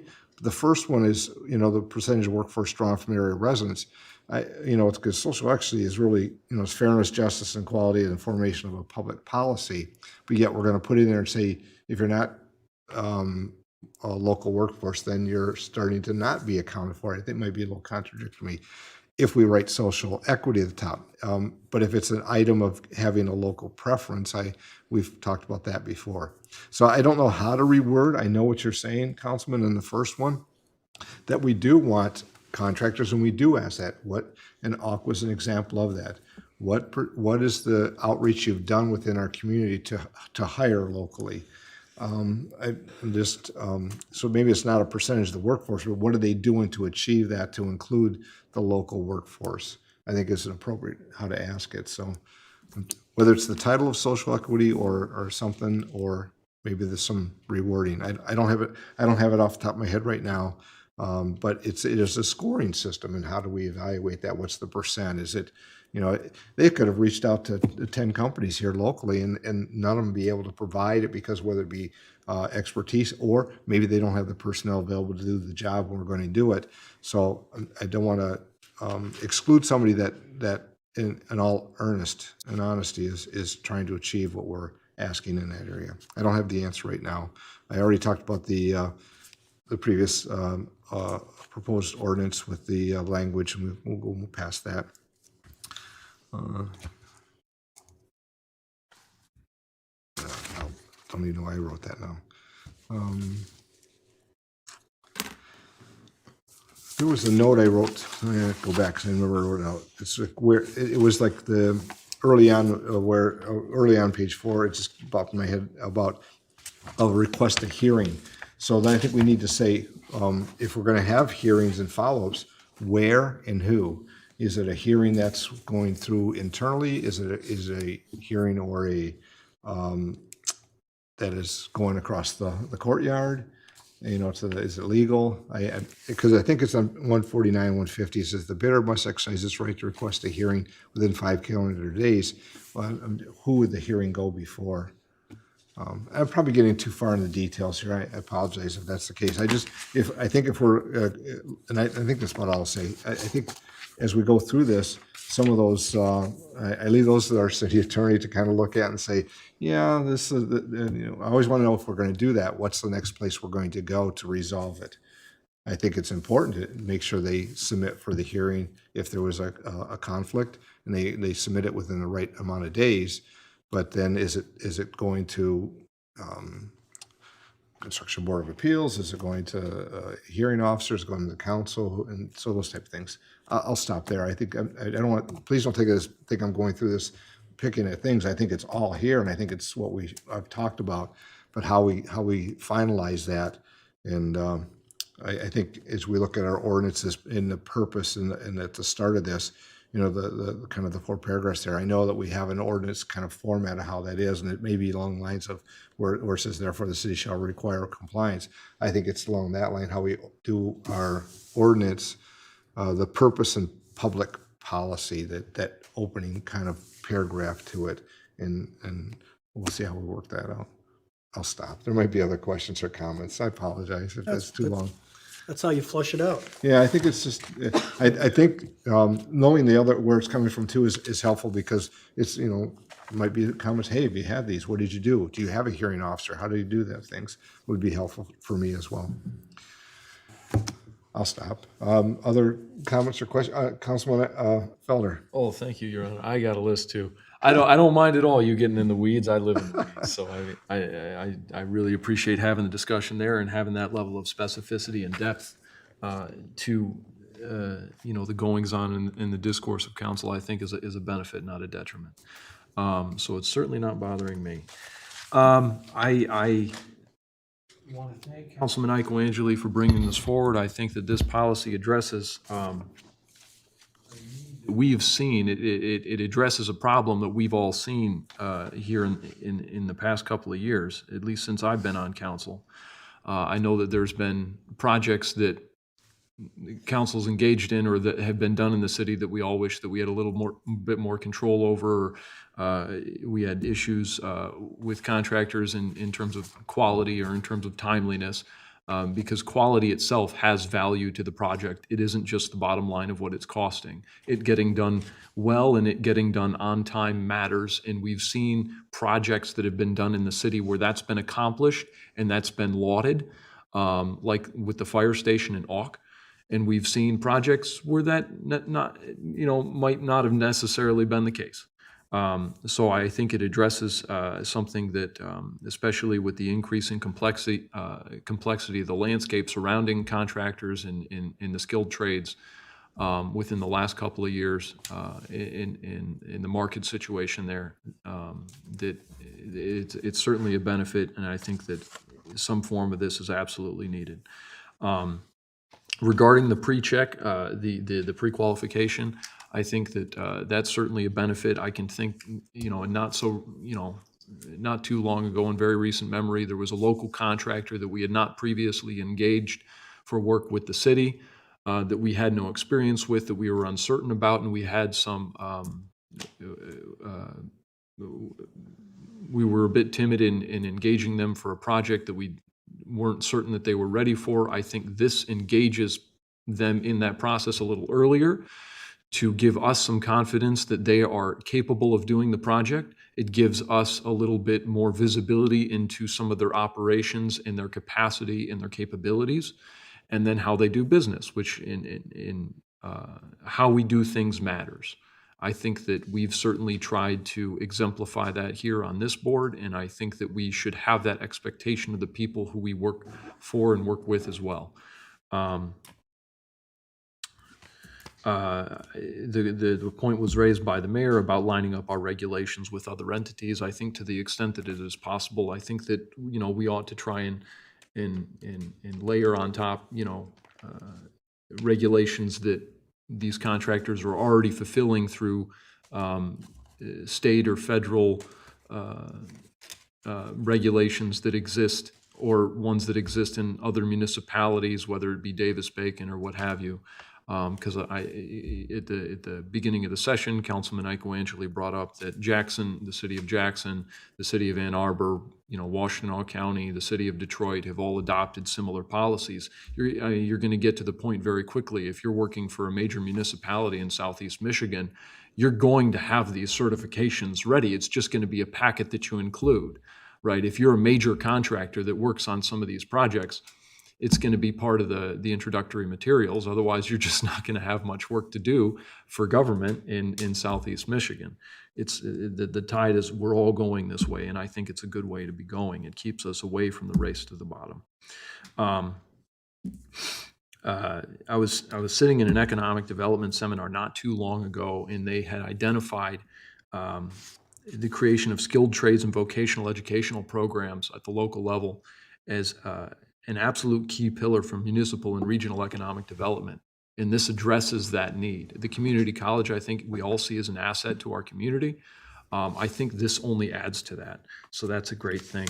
I would be curious as to the clawback measures to see if they're sufficient.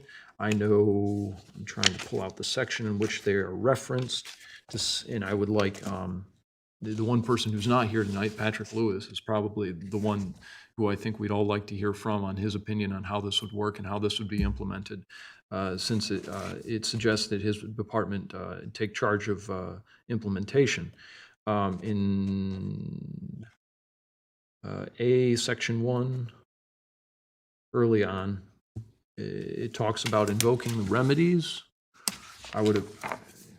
And it seems to talk about clawback measures that brought my attention to something that I had discussed previously with Director Lewis about, and he provided me with a resolution in the past, which is the resolution that you've been provided by the clerk.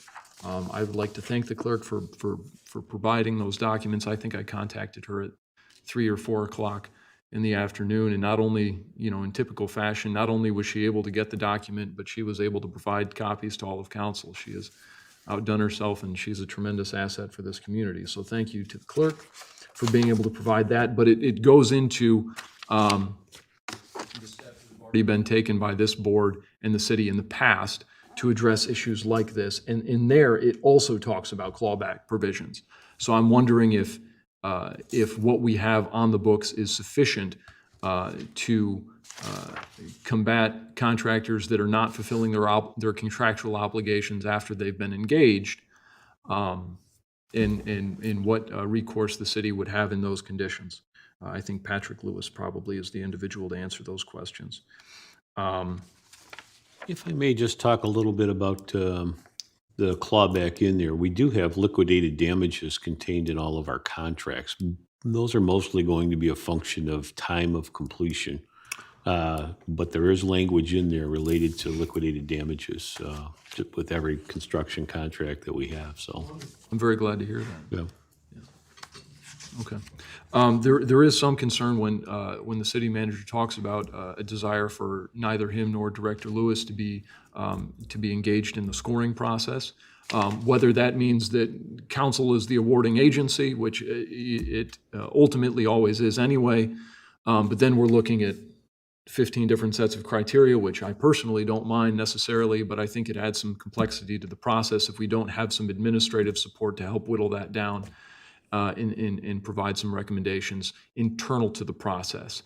So I would want to have the discussion as to what staff and administration's role would be in enforcing and implementing the policy, or would it be adopted? If I might just, as I was thinking about this, you're going to get, as you do with other projects, here's what the cost of the bid was in relationship to the others. Are they pre-qualified in advance? And it'd probably be straightforward if the answer was yes, but also, I would envision a lot of these items that are identified in here. Here's a checklist. Where are you at with it? Because it may come down to a series of maybe, along with the bid price being a consideration, much as it was listed here, we can put those details within those separate categories for council to make that determination, whether you want to weight something more than what administratively we would do. And again, I think, we can provide you that information, and the contractor has to complete it as well, to make sure that, that information, whether they have an apprentice program or not, the details of, with the, an employee assistance program that they may have, that type of detail that we kind of alluded to earlier. So we could put together, a little summary, if you will, for where they are in relationship to the criteria identified here. Yeah, I mean, The weighting is the problem. That's where the challenge is, and how we go about weighting that. Everybody's got a little bit different sense of significance on different things in that weighting relationship. I think ultimately it tends to be a subjective opinion of all council members, given, the things that they're weighting it against. But at least now we have the transparency. I know many of us have asked those questions in the past. What's the economic impact to the community? What's the labor impact? Are there gonna be local employees working on this project or not? Is the contractor themselves a local business or not? And this provides us a lot of those answers up front. So we don't have to go back and ask. Heck, we've done studies about,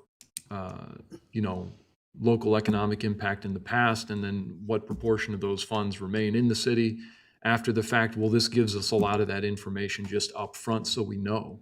So just having that is a huge step forward. So, Councilman, if I understand, this would kind of work through the process that some may be limited early on because they can't meet some of those criteria. What's the criteria? But the items that are included in here in certain sections, because they can't account for it. They can't put it in the application. So it would be paired out to begin with, and then when we get into those that are remaining, we're looking at those percentages of where they may qualify as the selected contractor, not as to get to the end. It's that should have been done with some already. Okay. Yeah, and some of the contractors, like I said, depending on the type of work that they do, if you get a subcontractor that all they do is hauling of material, they may not have an apprentice program, or it's just a laborer's position, so that would be non-applicable to them. Right. So, but I think Vince's approach that you could take the criteria, the bid evaluation criteria, and almost put it in a checklist format. Table form. And then the weighting is actually done by the percentages. So price is 25% and it's weighted accordingly. And then the other factors, depending on how many they check off, they're weighted. And it would be more of a very objective way of screening it. Yeah. And ultimately, council would make that determination based on the. I mean, I was going through this list that Patrick prepared, and it would have been interesting if he could have sorted. He did it by type of project, but if you sorted by contractor, there's a lot of the same contractors in here. And a lot of them are big because they're doing $1 million projects. And I'm sure that a lot of them already have this information. A lot of them do. A lot of them do. Yeah. So, but there's some good point. I mean, I didn't think about it when Councilmember Felder was talking about, someone that we were concerned about with the project. And one aspect of it is, okay, are they capable of doing asbestos abatement? Well, if you did the pre-qualification, that's already resolved. But that was a question that we had as we were reviewing the bids itself. Well, okay, we don't know exactly until we sat down and pursued it further. And that delayed some implementation of it as well, so. And then the other part, I do think it's good. I like the language in there about past organizations, because I can tell you one of my first professional experiences in Florida was a contractor that had burned the county that I was working in, and I got a $1.2 million surety check plopped on my desk by my boss, who said, go see that this gets deposited, because the contractor literally was changing names and burning a number of counties and municipalities in South Florida just by changing the name. And they actually did a piece on it on one of the. Yeah, the other thing in here that I put in, and it just was timely, because every year, a lot of all the A&E firms have to go through a liability review. And it's a fairly exhaustive questionnaire, but they not only want to know what litigation you were involved in for the last 5 years, they want to know what litigation is pending, okay, because they're going to be providing insurance coverage. Yeah. And they also want to know, which is interesting, how many claims were filed against you that you settled out of court without using the insurance, okay? So, and that gives you a pretty good history of Who you're dealing with. exactly. So, I guess I'll have to ask, Your Honor, I'll ask Vince and Matt, how long do you think it would take administration to kind of go through this and make some modifications based on the comments that you heard tonight? Let me think about that a little bit, because a lot of the format is in there. In a lot of cases, you can take some of the language and just incorporate it into a kind of a table format for the contractors and subcontractors to review. The key to it, though, is how do you put it into the ordinance? And I was just thinking that maybe we take our existing purchase ordinance and just have a separate pre-qualification section that can be applicable through other areas of it. And that may be the quickest way to get there. And incorporate some of these, Oh, absolutely, yeah. these provisions Yeah. in here? If I may, that was sort of what I was going to suggest when I had raised my hand a bit earlier. It's the where this fits, and I think to me, purchasing and contracts is where it goes. How you fit it in there is part of what we'll obviously work on. But the one thing I feel like I have to at least say is I totally support and appreciate the pre-qualification side. I think the more of the challenge for me, and I think it's already been talked about, is the scoring and the bid process is a little bit more. I'll say that can be sticky in its application, and we have to fit either within what we have in the bid approval language that we have already. And I just want to talk a quick bit about that. Generally speaking, we're supposed to be looking for the lowest bid that meets the specifications and can perform. And I want to make sure, and I don't think this gets a far afield from that, but I think we got to keep that in mind and keep how that fits with the bid criteria process that we have now, mesh those together. I certainly think it can be done. But to me, the structure that I would see for taking this is a pre-qualification section that's sort of standalone within purchasing and contracts, and then some of these bid opening procedures fitting that within the bid process that we have now, and applying that kind of, I'll say, rubric and factors that ultimately will go to City Council, because, as it says now, if we're doing anything other than accepting the bid that's most advantageous to the city, which I would read as being financially, then the council's got to set forth its reasons in accepting that bid. And I think that type of a breakdown in criteria would give a good basis for council to be able to do that. And I think as part of the bidding process, a lot of municipalities get hung up on the low bid, but it's got to be a bid that not only is weighted on price, but also on quality. I mean, why would we spend money on an infrastructure project and get poor quality? I mean, that just doesn't, that's not going to help us in the long run. No. So, but if you can integrate it into purchasing, I think that makes sense. I'll send you over the Word document so you don't have to retype it, or at least portions of it. I mean, it make your life a little easier. Or it came in PDF, didn't it? It's gone. Yeah. There's only 12 pages. So, yeah. I think I sent Vince the PDF, so I'll send out the Word document to you. All right. Other comments on this one? I think there's a lot of discussion. I think we look forward to what comes back, and we can kind of see how it fits and which way we may go for it. Thank you, John, for bringing that forward. Yeah, thank you.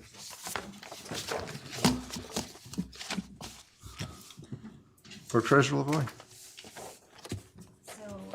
Next, we have the closed session. Your Honor, I'll make a motion that we go into closed session for attorney-client privilege correspondence and land acquisition.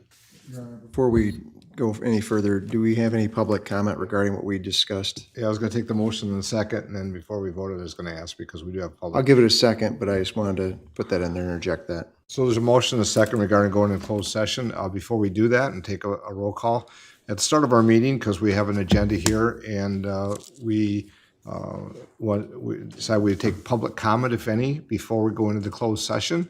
And then when we come back from closed session, and after our last discussion regarding the ARPA funding priorities, when we come back into open session, we'll take public comment there as well. So I'll ask if there's any public comment this evening. Okay, there's a motion and a second to go into closed session. Councilman, did you state the reasons? Yes, I did. Okay, and did you include labor negotiations? Not. Okay, wasn't on I the agenda. apologize because Mr. Pastou is going to, Sure, given the time that we can, there's no sense of urgency tonight for Okay. further discussion. There's more to talk about. second. Clerk, please call the roll. Yes. Jermaine? Lamore? Yes. Whitman? Yes. Mayor Clark? Yes. And Your Honor, we know that we have 3 people in the audience. We'll come back and then we have another public discussion item that's on the ARPA funding priorities. Right, capital improvements in ARPA funding. So we'll be back.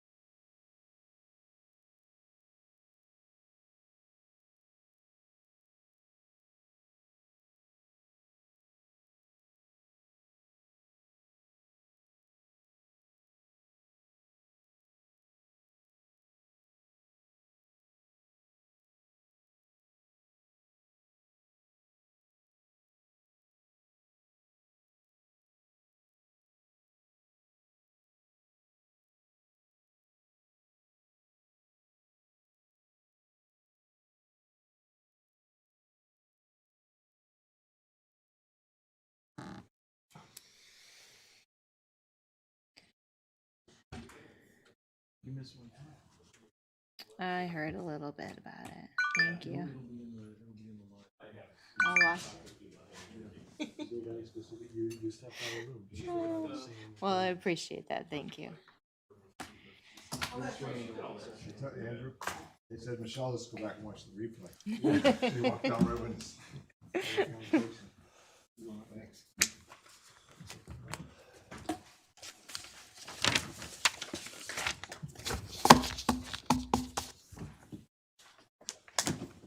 We got one more.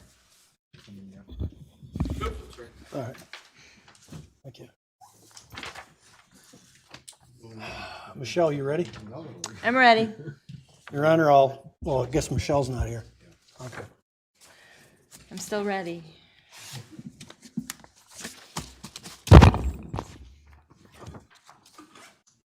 Vince, were you, is there something, motion on it? No. Well, I think motion to come back into it.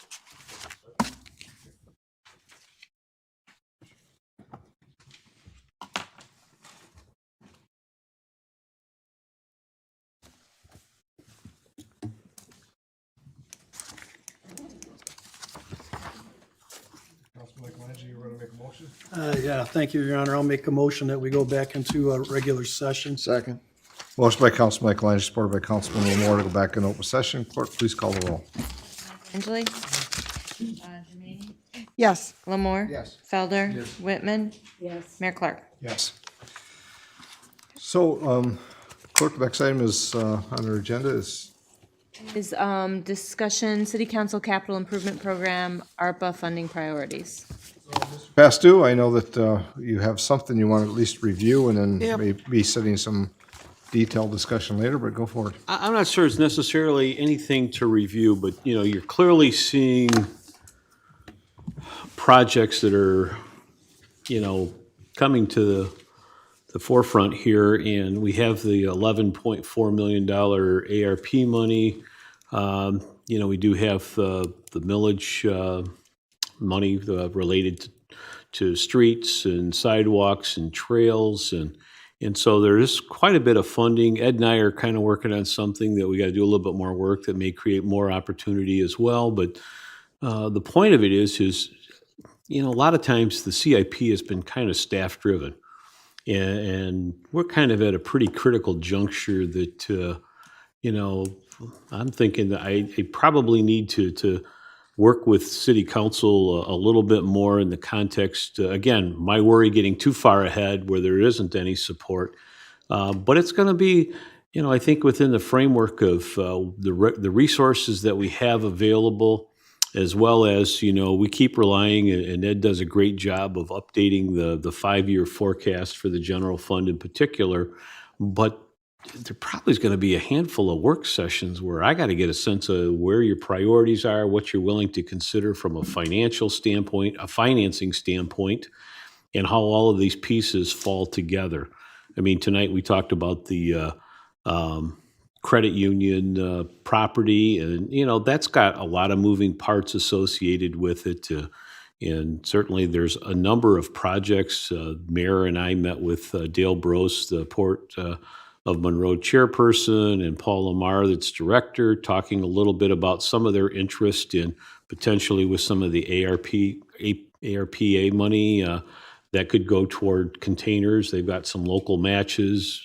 In fact, I sent Mike Bosonic an email that, hey, we're probably going to meet to see where they're at from an economic development standpoint with some of this. And so the Navarre Library, it's a really cool project. Can we find the partners to get there? So I hope you kind of see where I'm kind of going with this, is that there's a lot of these things that are very, very possible, but I also need to walk council through what the funding alternatives are and the concern that you, and your desire to prioritize these projects. So as we go forward, we can put together what I think is, a well thought out, comprehensive capital improvements program for this upcoming 5-6 year period. Well, I'm confident that Ed'll come up with the money.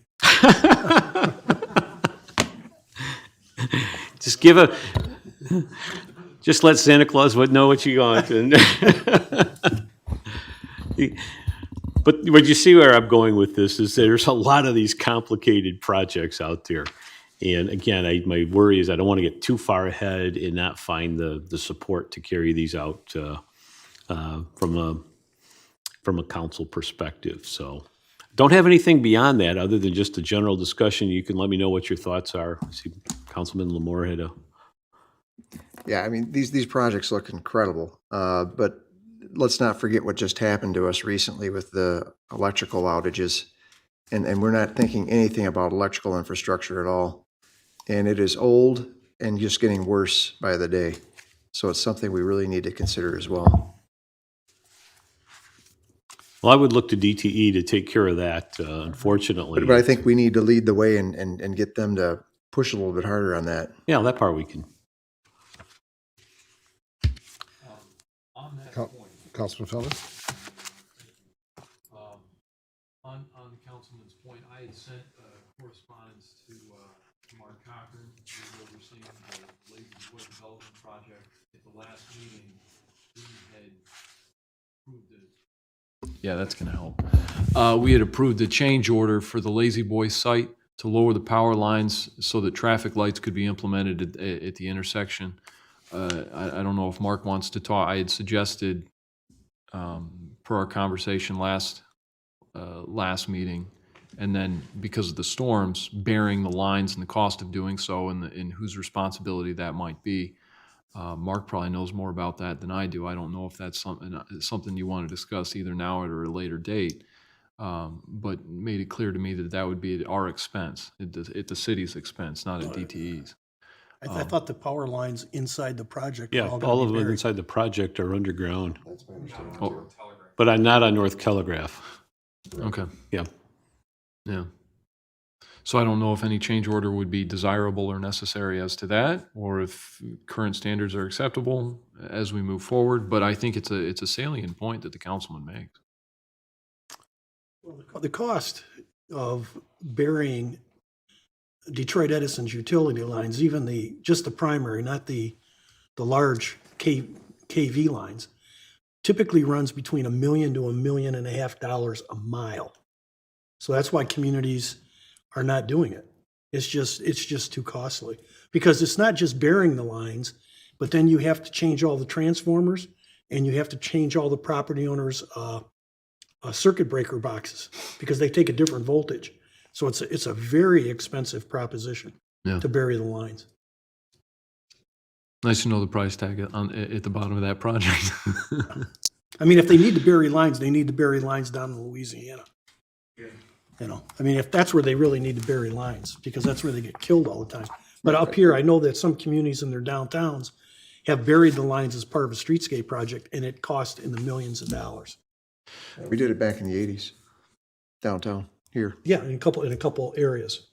Yeah, but when you're talking like full corridors or citywide, it's way more than we have in ARP monies to do it. Fair enough. Mr. City Manager, if I may, Your Honor. Yes. You have quite a few items on, for things that we need to talk about either at work sessions or council meetings. I would at least say, as we move forward, our work sessions have been impeded somewhat in the new meeting format. I would offer myself up for any second and fourth Mondays or any weekends that you would like to have us meet and discuss these items. Well, Councilmember Angeli, last week we were talking and he said, well, we got an open date on the 30th. And I go, yeah, like they really want to do, well, here we are. Here we are. So, 3.5 hours later. I know. I think we've had meetings, and I think we've been productive in meetings like this on the off Monday as well as the Saturday mornings. And I think the manager sees that as well. So I think give obviously him the latitude to look through the calendar month and 2 months out and find the dates that's going to work. It might be that extra Monday of the month. It might be the weekend that's not tied to some other activity event or whatever it might be. I think we're going to run into some challenges in September, but it doesn't mean we can't get together on one of those Mondays potentially. But so if you don't mind if I work with them. Pat, then I can throw some dates out there for a meeting or possibly 2 in September, maybe a Saturday if, football Saturdays are usually tough, but I see Councilman Lamore shaking his head. Honestly, Saturdays aren't bad for me. Okay. Yeah. We'll see what we can come up with then, and because you can see the laundry list here, it's just, it's there. And so, and I think when we get talking about the CIP and ARPA money, we there's a lot to digest. So, all right. So, just a follow-up on the ARPA, because we had a real brief meeting, a meeting or two ago, and, possible uses of proceeds, and I was just starting to throw things together. Just as we move forward, that was a list that was passed out, and some, like I said, we were upstairs briefly, but there may be additional items that may come in when it's talking about funding. We talk about that, of where funding may be coming from. If there's a way to keep that kind of active for everybody, I think it'd be, it was beneficial to me. I went back and looked and found it, so I have it here with me. But the idea is, if we have that conversation, what we put on the list as far as what would have been possibilities, then we don't lose those as we move forward with anything else that's coming up as well. We start talking about that $11.4 million. I just as I mentioned, I didn't include anything. I think I had one small amount for the port, their local match on the grant with the For the crane. what's that? For the crane. You're Yeah, right, for the but crane, but it's far you know, more significant now with some of the recent Yeah. conversation. That doesn't even touch, some things that could potentially take place over at the education center there with the battlefield, and they're doing some pretty cool stuff too. So, anyways, I just want to throw that out there. There's a lot for us to start thinking about, and a lot of financing, and again, in the context of the 5-year forecast. Correct. So, I did give you the handout here, if I may, Your Honor. I'm not going to be here on the 7th. I wasn't sure, and as I was putting this together, wanted to let you know, the items that we have coming up for the work session. I don't think we can get through that, again, to Mr. Felder's comment, but clearly, I think, if I may run through it real quick with you, you've got Mark Russell is going to come with the conceptual plan that he put together for Father Carnes Park. And again, if the blessing is to go forward with it, or one of the things that's not there is the tennis court that were part of the original master plan. And he can talk a little bit about that. St. Mary's Garden project, Patrick's going to talk about it. He's going to give also a scoping on the MLK Bridge renovation project. He had, I think, was it Spicer? One of the engineering firms that's done the bridge work with them. Maybe it was Fishbeck, but they met last week. And we've had you'll get something on the airport facility building assessment. I know that's been hanging out there. Patrick will talk a little bit about that. And then some challenges with the tree damage, the update from the storm. We were talking is that there's some trees, he's figuring we've lost, they've already taken down maybe 50. We got probably another 50-ish. He'll give you better details. He's going to do the accounting for it.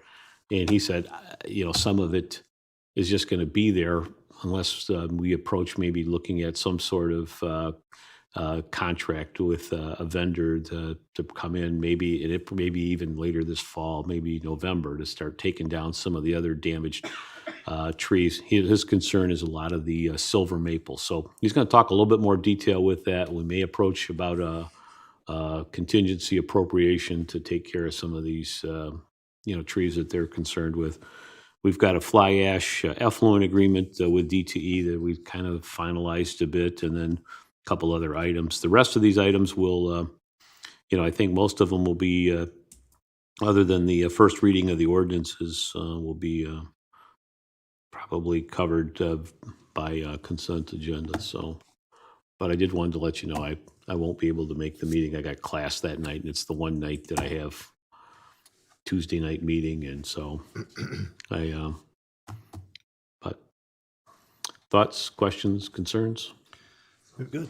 If I might, there's a long list here, and others may have some thoughts as they go through it later that may want to share with you. Just Future council meetings and discussions, the trails, I know that there's about 8 applications that came in for that committee. I know there's some works, maybe something that staff or, from our former Recreation Commission, we can start looking at those. I'd like to, if we can get that started now, they can have the conversation, so they can make a request in the capital improvements time of funding that's coming out of the sidewalks to be those trail connectivities. I think it's, we could start simple. I think there's a couple locations that would qualify for improvements, but also some of the funding. So they can at least make the request for during the capital improvements time. So we're using that funding from the millage, the small portion that we wanted to put for trails and stuff.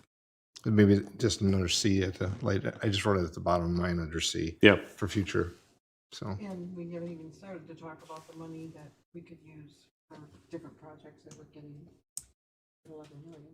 Right, and that's, I think, Yeah, on, all that too. yeah, on the ARPA's, that list you gave before, as I said, you're already adding to it because of the discussion we had with the port, and there'll be others that we've talked about here tonight or coming up that will be added to that possible use of the proceeds.